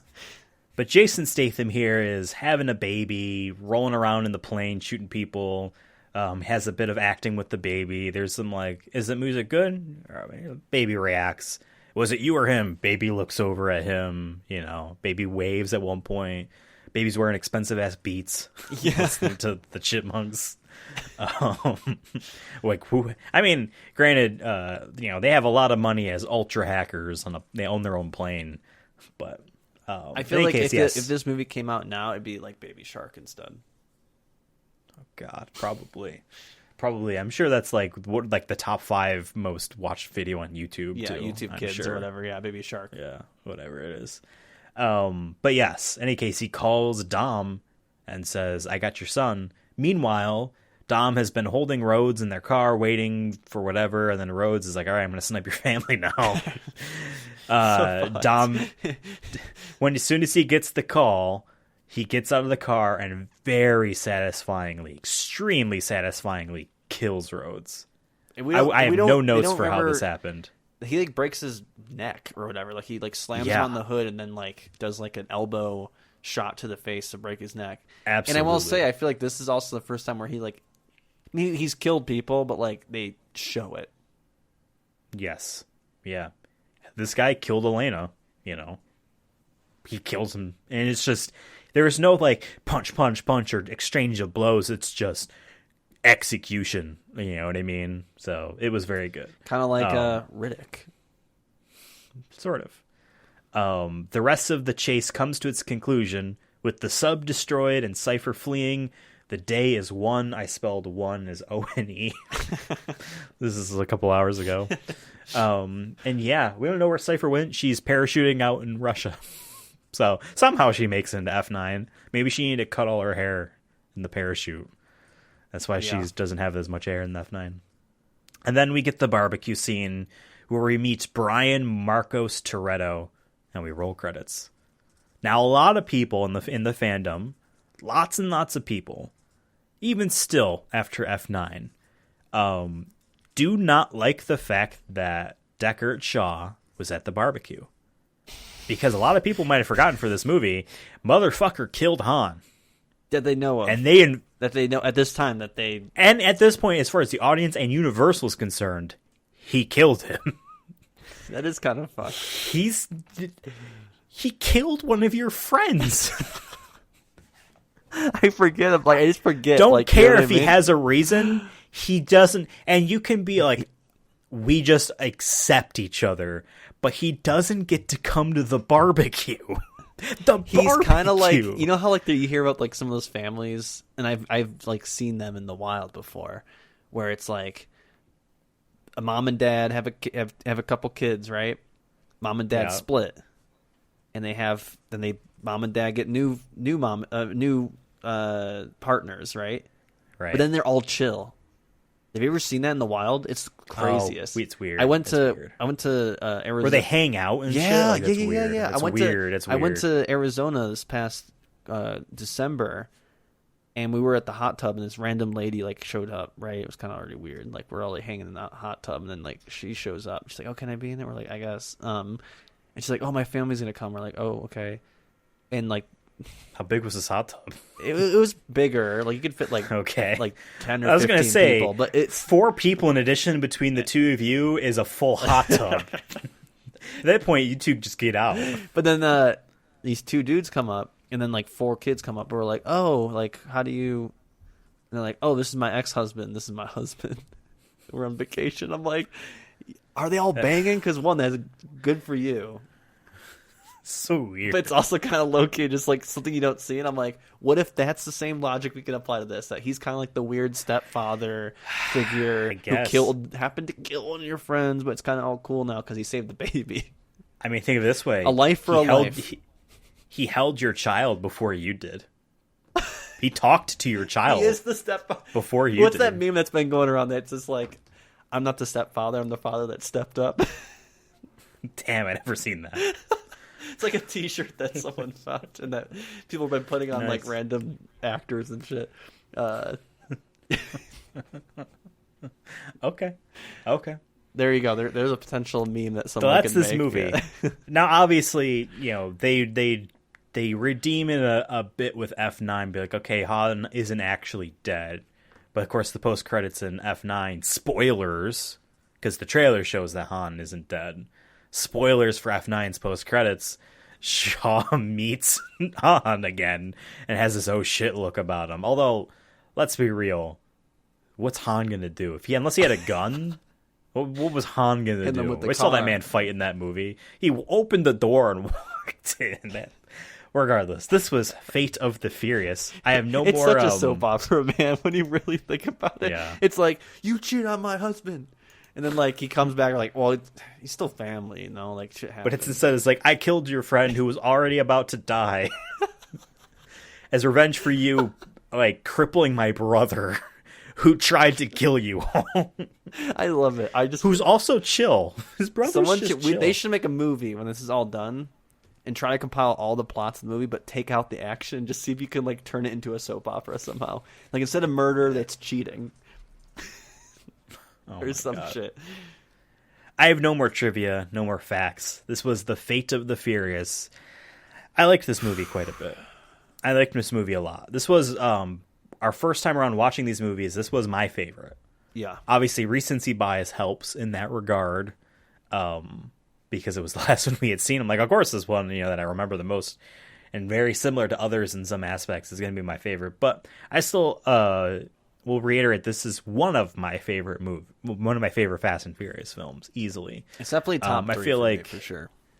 I feel like overall as a film, I think it was pretty good. It clumsily tries to tie in some themes of Fate. The fate thing is really dumb, but like also like Michelle Rodriguez and Vin Diesel just for a brief scene talk about having kids. What would you look like if you were a dad? Because he's a dad now. You know what I mean? Yeah. Like some of the stuff is handled kind of muddily. I feel like a lot of the other characters don't get too much time to shine. Roman actually does get to not be the butt of the joke for the entire movie like he was in the past. Like this new guy, Miss Little Nobody, he gets to be the butt of the jokes, and by Roman in satisfying ways where, like the guy calls like, we need all, personnel and look into this, and Roman's like, no one respects you. You're a, like that was actually kind of funny. So like besides, like that's change, Tej is still Tej. Ramsey, who's a new character, is still the same way. They're still like, who do you like more? Just like, I just don't. You know what I mean? Like, why are we playing into this? Michelle Rodriguez has like basically nothing besides, just continuing. She so for like, the most part, everyone's shoulders just okay. Ramsey at one point because she's mad. That's true. That's true. It's true. But yeah, for the most part, there's no real character growth besides just they kind the of question have of grown what in would other Dom ways do? in other movies, and I feel like this movie is just like Yeah. this is the Dom movie. There is other Dom movies. I think like this one, they're like, no, we want to give him like a moral dilemma, which I think is Yeah. kind of interesting compared to And the other the ones, Dom- because the other ones don't have any moral dilemmas outside of you got to respect the family. We'll kill everybody else. So. Exactly.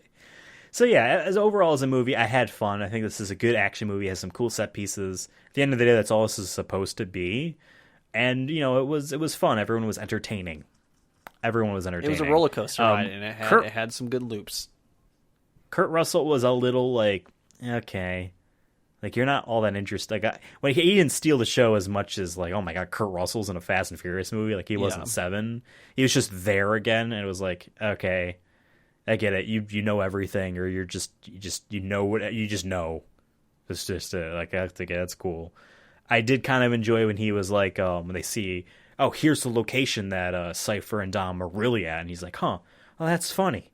Why is that? That's here. Like I actually did like that weird, morbidly amused, like realization that like they're about to get fucked. Yeah. I enjoyed that, but for the most part, he was like, just whatever, and. Yeah. He's like barely in the next movie. He's in like a radio call, and that's it. I think the issue is they get so many of these actors and whatnot, and it's just hard to give them all screen time. And especially when you add a John Cena or whatnot, you want to give give that guy a lot more screen time because he's the new character, the new villain. And I'm sure they're going to do the same with Jason Momoa. That's going to be the tough thing for them. Absolutely, it's going to be like, how much Momoa time do we get? I'm saying, predicting this now. This is not going to happen. But what if Jason Momoa is replacing Hobbs for FX? No, because there's still a Hobbs and Shaw, and like he's the like I can see that like. Does Hobbs have a brother? I forget. Has that happened yet? Hobbs and Shaw, he has a family. So I imagine, he has brothers in that movie. I need to get back right in his character as being a villain. Okay. Unless you have anything you want to talk overall about the movie, I would like to rank the movie. Well, we'll talk about, I guess, more about how I feel, I guess, in the movie rankings. So I think it works. So. Okay. We have 2 different lists on the Chronicles of Diesel that we use to rank. The movies and games and whatnot. We have the movie ranking list, which is just the product as a whole, the art as a whole, the experience as a whole. the music video as a whole. And we have the Vin Diesel performance ranking. So it's just about him. Vin Diesel obviously affects the overall movie's, spots, especially if he's the lead, which he is in this movie. But that doesn't necessarily mean that he carries it to a spot just because of his acting alone. Vin Diesel performance ranking is just about him. So, for our movie ranking list, the 34 numbered thing, and folks, go to our Twitter at Sonic Movie Show. One of the most recent images is a 3-image tweet series Of or all the whatever rankings. set of all the rankings. You're gonna need this. I will read these out loud, but you're gonna need a visual aid. Number 1, The Guardians of the Galaxy. Number 2, Saving Private Ryan. Number 3, Fast 5. Number 4, Fast and Furious 6. Number 5, Furious 7. Number 6, Triple X. Number 7, The Fast and the Furious. Number 8, Triple X, Return of Xander Cage. Number 9, The Iron Giant. 10, Riddick. 11, Awakenings. 12, Fast and Furious. 13, A Man Apart. 14, Find Me Guilty. 15, Boiler Room. 16, The Chronicles of Riddick. 17, Pitch Black. 18, The Last Witch Hunter. 19, The Fast and the Furious Tokyo Drift. 20, D and Diesel. 21, Billy Lynn's Long Halftime Walk. 22, Knockaround Guys. 23, Wheelman. 24, The Pacifier. 25, Babylon AD. 26, Los Bandoleros. 27, The Chronicles of Riddick, Assault on Dark Athena. 28, The Chronicles of Riddick, Escape from Butcher Bay. 29, Multifacial. 30, The Chronicles of Riddick, Dark Fury. 31, Strays. 32, Wiz Khalifa featuring Charlie Puth, See You Again. 33, Fast and Furious Supercharged. And 34, Riddick, Blindsided. There's a lot of things on this list. I feel like it's very easy for us to rank it within the Fast and Furious movies, which if we just abstractly take those out of the list, it goes 5, 6, 7, 1, 4, 3, and 2 is somewhere. The Ride is at the very bottom, right? I still think Fast 5 is a better movie overall than this one, but I could see an argument why 6 might be better, or why 7 might be better, because 7 is underneath 6. I mean, for me, this might still be my favorite just because of the set piece. Like, the zombie cars, man, is just cool, and I love the opening. I think it's the best opening. After watching a second time, there's definitely some of the critiques that I agree with that you were saying, where there's some jumbled mess. But a lot of the other ones also have loose plot points that they go through, or really basic character growth. I do love the sub. I think that's just different for them. But it's tough because what was the last one? That was one where they jumped out of the plane, right? I thought that was cool. That they had the tank. Yeah. So I feel like they've been trying to up the ante, and I feel like this one actually is one of the few ones that really does up the ante a little bit compared to F9, where I'm I don't know how they're going to top F8 in terms of a set piece or whatnot. And they do try certain things. When we review that one in the future, we'll see how that goes. I'm just kind of I'm not. I wouldn't say I'm a hard it's F8 is number 1 for me, but it's more of just I think it's definitely top 3. I just don't know where I'm putting it. I feel like it would change day to day, honestly. I feel like the first one it's just classic, and it has a lot more charm to it than this. I feel like this is where they're at this point, that they're fully committed to this is an action series, not a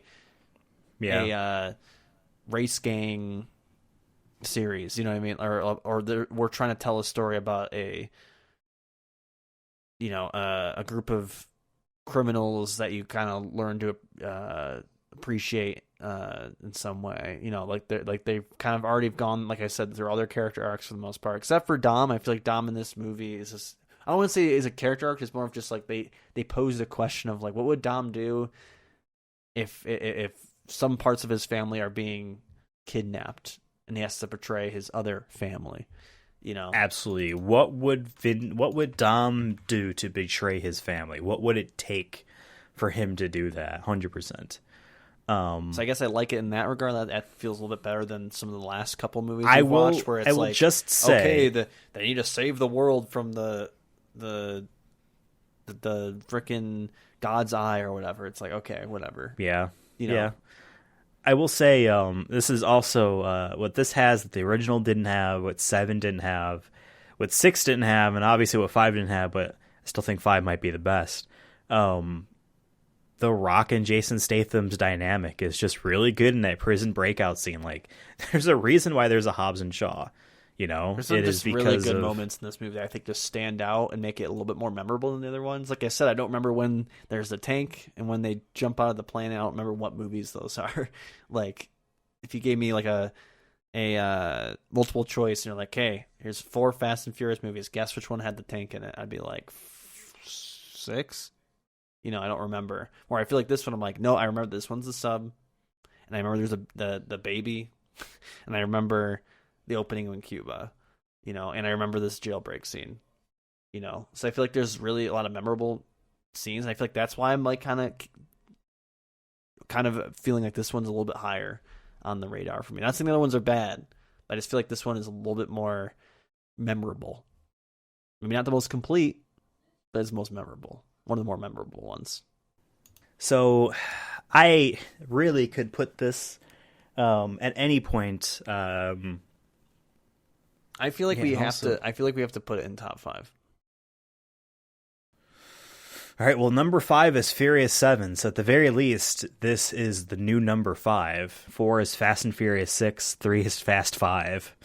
So I mean, honestly, like if I had it my way, I feel like I would put F8 at 3rd. Oof. Like I said, I'm just, that's how I'm feeling. I feel like this movie has memorable set pieces, memorable scenes, memorable dialogue.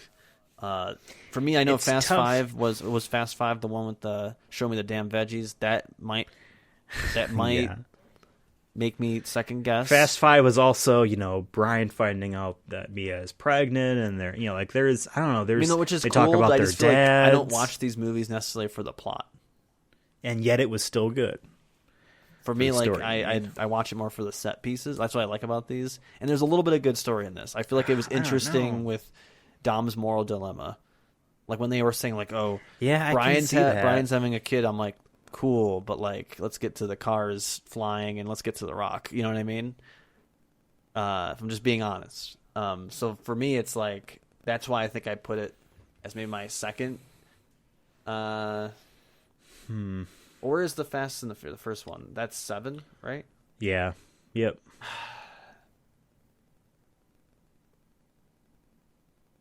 It's tough now. Looking at this in a different way, I'm like, I kind of like Fast and the Furious. Is like in my.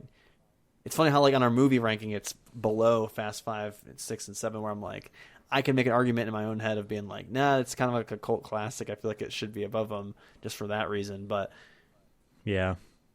I think I want to at least put it in top 5. I just don't know where. If I should put it. I above think 7 I or am willing 6. to put it at number 4, which is below Fast 5, above 6, and then lower than that is 7. That's where that's the highest I feel like I'd be willing to go. I still think Fast 5 is a better movie.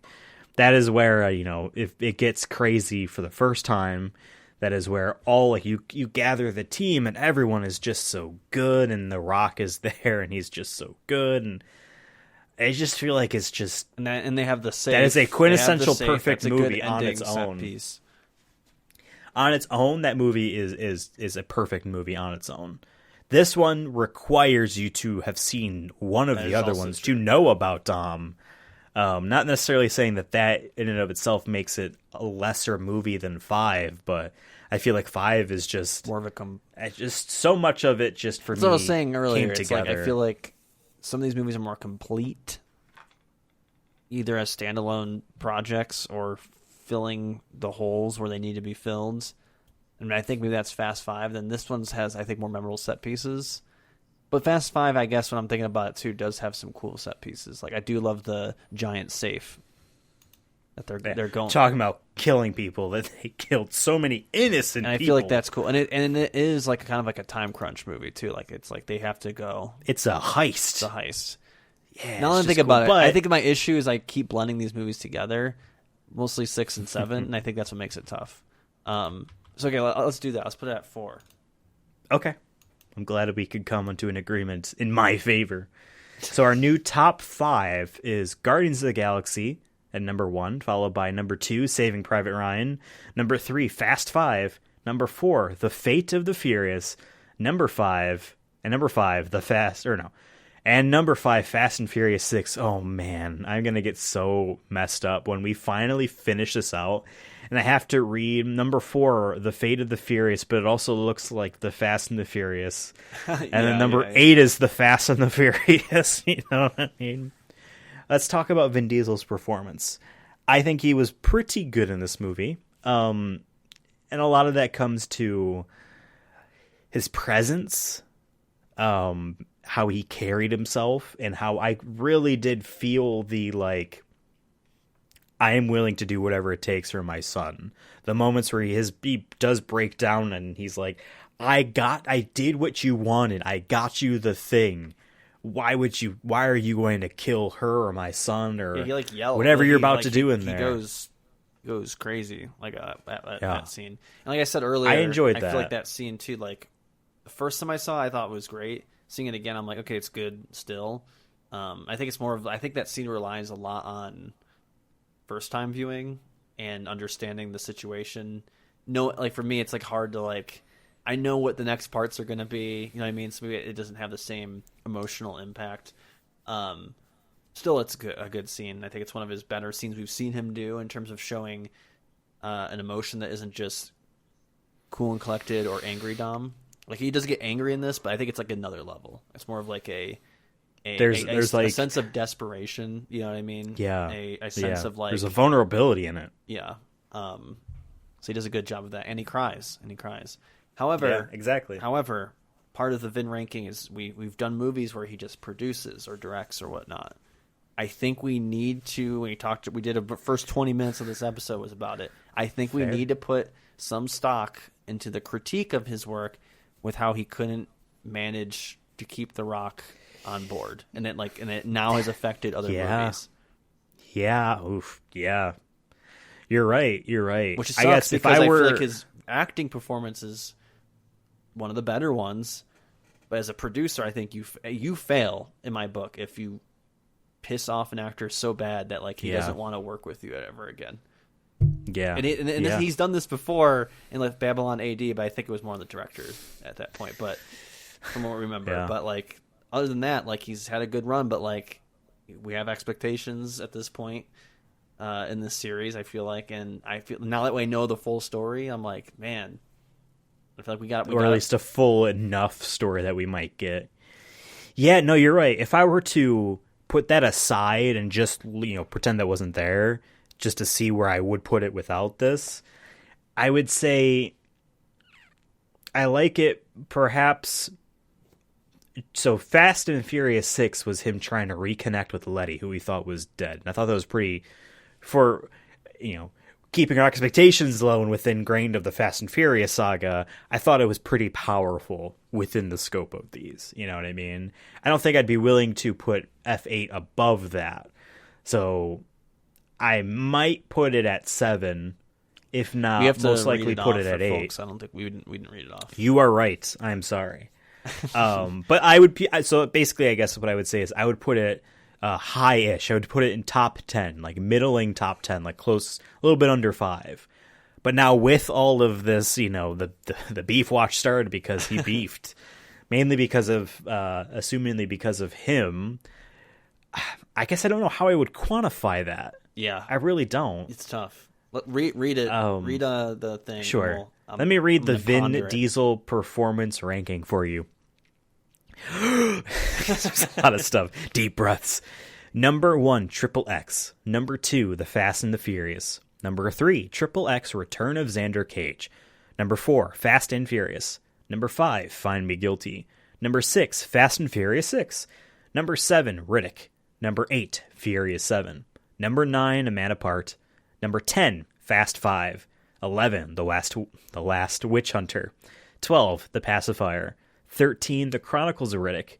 14, Babylon AD. 15, Billy Lynn's Long Halftime Walk. 16, Los Bandoleros. 17, Guardians of the Galaxy. 18, Boiler Room. 19, Multifacial. 20, Pitch Black. 21, Knockaround Guys. 22, Strays. 23, The Chronicles of Riddick Dark Fury. 24, The Iron Giant. 25, Saving Private Ryan. 26, Vin Diesel. 27, The Fast and the Furious Tokyo Drift. 28, The Chronicles of Riddick Assault on Dark Athena. 29, Wheelman. 30, The Chronicles of Riddick Escape from Butcher Bay. 31, Riddick Blindsided. 32, Fast and Furious Supercharged. 33, Wiz Khalifa featuring Charlie Puth, See You Again. And 34, Awakenings. One funny way I thought of while reading off this list was, what if because of his potentially horrid behavior on set, we rank this at the bottom, and his actual performance as an actor helps boost it up. If we start at the bottom and count upwards. I think he's better. I honestly think even him being, as he is potentially, is better somehow than him just having a one frame shot in Awakenings. Sure, yes. Or in Wiz Khalifa's feature. I don't know. I still don't know why I even put it at 33 now that I think about it. But hey, I argued to have Awakenings not be bottom when we ranked Wiz Khalifa. What my argument and was. you said no, it's one frame. But the thought of it all, honestly, if we were just ranking if we want to start let's start from the negative and work our way up. I think if you were just looking at he fucked up with The Rock, I'm putting that above Awakenings. I think how do you piss off The Rock? You know what I mean? How do you blow that? Figure it out, dog. And just delaying the set by 6 hours on that Show one up day. on Let time. alone We being all late. have to go to fucking work. You can go to work. And you're getting paid a lot more than me. Yeah. Vin Diesel. I gotta go to work, or else I will starve to death. You don't have to go to work at all. I would again. say, and just go to work. Entertain me. That's the one thing I get to look forward to. It's your only job. Just be funny, whether it's intentional or not. I would legitimately say, if I were to rank this movie's Vin Diesel performance solely based off of the assumed factor that it was a decent performance, but the negative impact brings it down, the highest I would put it, or the lowest I would put it to start with, is 22, replacing Strays. So it's be underneath Knockaround Guys. And then from there, the performance of him in the movie itself is what would climb this movie up the ladder to whatever eventual spot it would stop at. Because I feel like it's definitely better than all the video games, and Vin Diesel for me is the beginning of okay, this is kind of the funny section of things that we have in terms of this list. Is okay, these are small things or weird things or not all that much involvement. Saving Private Ryan was an attempt to be in a movie. He's in a Spielberg movie, and it's a beloved and amazing film. He's a small part in it, but he's there. That's in a different stratosphere than his cameo at the end of Tokyo Drift. Yeah. Or Wheelman. You know what I mean? So for me, that's where the tier ends. 26 and down is the Chronicles of Riddick Dark Fury. Right. So at the very, very, very least, it's higher than Vin Diesel. Just because this is a fucking movie. You know what I mean? But I would say we could start at 22 and decide how much points he gets from the emotions he made us feel in the movie. Spot because Pitch Black, he stole the show a little bit. Generally, we don't think he was amazing in it, but he was the best part in it. And that movie isn't that good. There's some moments that was cool, but they clearly saw that he's going to be the main guy halfway through, and they just stuck with it. And it shows his acting. I don't think his character is that crazy, amazing, and it's just he's interesting, I guess, on the surface, but it's just cool that he doesn't do much. He's just watching, and he's the horror monster. He's the Jetty, the Frace, and the alien. So I feel but also the hero. In the Knockaround Guys, he has a couple good scenes. I feel like I did not care for Knockaround Guys. I just remember that scene where he comes in the gas station there and just has that shotgun or whatever. Yeah. Yeah. the potato chip man gets his money. The cigarettes man I'm gets gonna his put it money. above Knock Around Guys because there is like memorable scenes in this. I'm trying to quantify that, and it's really hard to quantify that versus how, like you fucked up with The Rock. And just the movie in general. You know what I mean? Because it's not that it's just like The Rock was personally offended. He had, opinions about the work ethic, the conduct Vin Diesel had for the production of the movie. What if we put it? Because I feel like at 17 we have Guardians in the Galaxy, right? And if you look upward, most of those movies are, I would say, in our modern era, quote unquote. Like, you know what I mean? Like they're more recent for the most part, in the last 10 years, right? Most of them, not all of them, but most of them. A good chunk, yeah. A good chunk of them, or at least feel more in a bigger budget. He's in a bigger budget movie, right? Because Boiler Room was definitely a small budget film, definitely an older film. And I know when I'm saying this is that he gets in on all the more recent movies he's in are all bigger budget movies, and the expectations are higher of him, and he's hitting those expectations, and that's why they're up higher. So I feel like this movie we have expectations for him as an actor, and I feel like he hits them and does a little bit more. But then as a producer, he fails. He disappointed us. He let us down. But the acting, I think, is still so much better than he was in like Boiler Room, maybe. Yeah. And Multifacial. Yeah. Multifacial. And Guardians of the Galaxy is such was like a small scope role. Multifacial was such a complete. That was like a project for him that he did all the parts of. He produced, directed, and written that. So I'm trying to I think that's where I'm getting fuzzy. I'm like, is it better than? Here's what I might say, because you're right. From everything above Guardians of the Galaxy are full length movies where he is the lead. Besides one of them, Billy Lynn's Halftime Walk, and Billy Lynn's Walk, yeah. So there's besides a couple of them.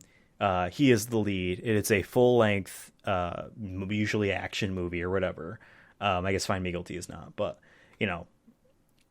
this is one of those. So if you look at that scope, we can start at the bottom there. I will argue that Los Bandoleros was a short film that he put love into and directed, and it was probably a joy to do. And it was like a thing aside from making Fast and Furious, the fourth movie. I'm willing to put Los Bandoleros just above this movie. So you think it's better than Guardians of the Galaxy is in his performance? That's what I'm arguing, yeah. Because he did voice acting in some mocap. I don't know how much of that is used, but yeah. That's what I think that's the best spot we're gonna have to put it, because I think we're looking at we need to punish this movie. You know what I mean? Yeah, but at the same time, I feel like we don't, because his acting's good in it. You know what I mean? That's what makes it tough, and it's one of his. Like we said, I think it would be top 10 in terms of his acting performance. But once you add in you fucked up with The Rock, it's just hard to quantify that. Yeah, especially that and then we also have a historical record to a certain extent. I don't want to say historical, but we know its impact is because if we saw this, let's say it came out tonight and we saw it, right, and we heard about the beef, we wouldn't know of its impact fully yet. We do now, so I feel like we have to. It's hard to grade it on that way. This movie is there. But we've also graded other movies from that perspective, being like, okay, Strays isn't a great movie, but for the time it came out, for his age, and for what we were expecting of him at that point, that's why it's up higher. You know what I mean? Just because we did have the luxury of if it's historicalness. If we were doing this somehow following his life chronologically and we just saw Strays, we'd be like, hey, it's a good amateur film, dog. We probably couldn't make it, but it's something. I mean, I don't know if you'll ever make it to Hollywood, man, but he got lucky. Spielberg saw his thing. Yeah, the Cannes Film Festival or whatever it was, Sundance. Yeah. I don't know what. So it was. let's. I think we're just pulling at the fine details. There's no big science to this whole thing. It's what we're feeling, and I feel like that's an appropriate spot to put it. Yeah, I think it's fair. It's in the middle of the pack because it got pulled down from. Yeah. But it's so hard to be okay, he wasn't that great in Wheel. He was awful in Wheelman. You know, like Wheelman's number 30. Okay. You know, so it's like, even with the beef with the Rock, like I'd still rather watch this movie than Wheelman, simply because of your performance.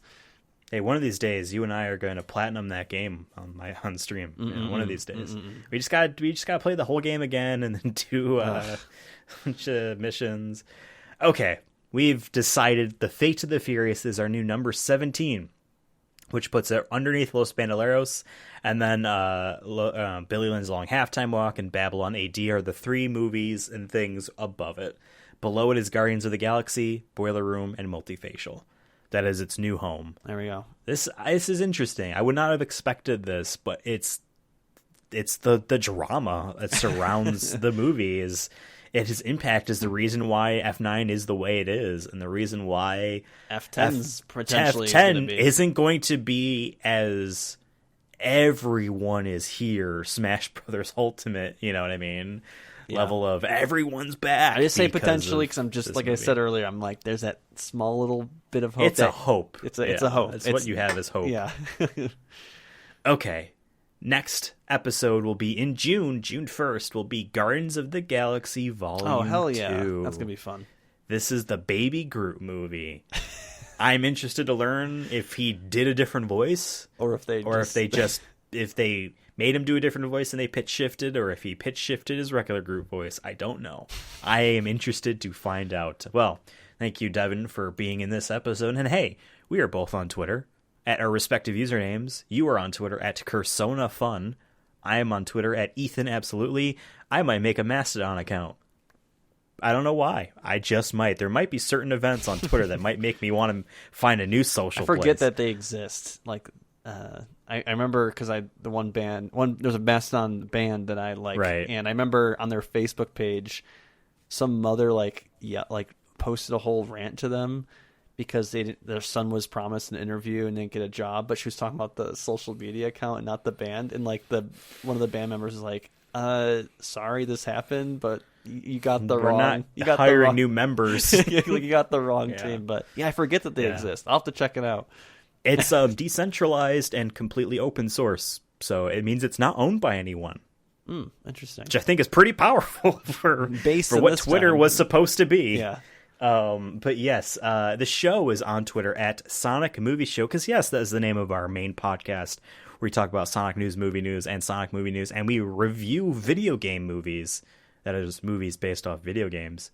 We'll see you next month for Guardians of the Galaxy Volume 2. Let's ride. Ride or die. Unless it's with The Rock. What is it with you? What do you got, a death wish or something? That's what it takes. I just want to race.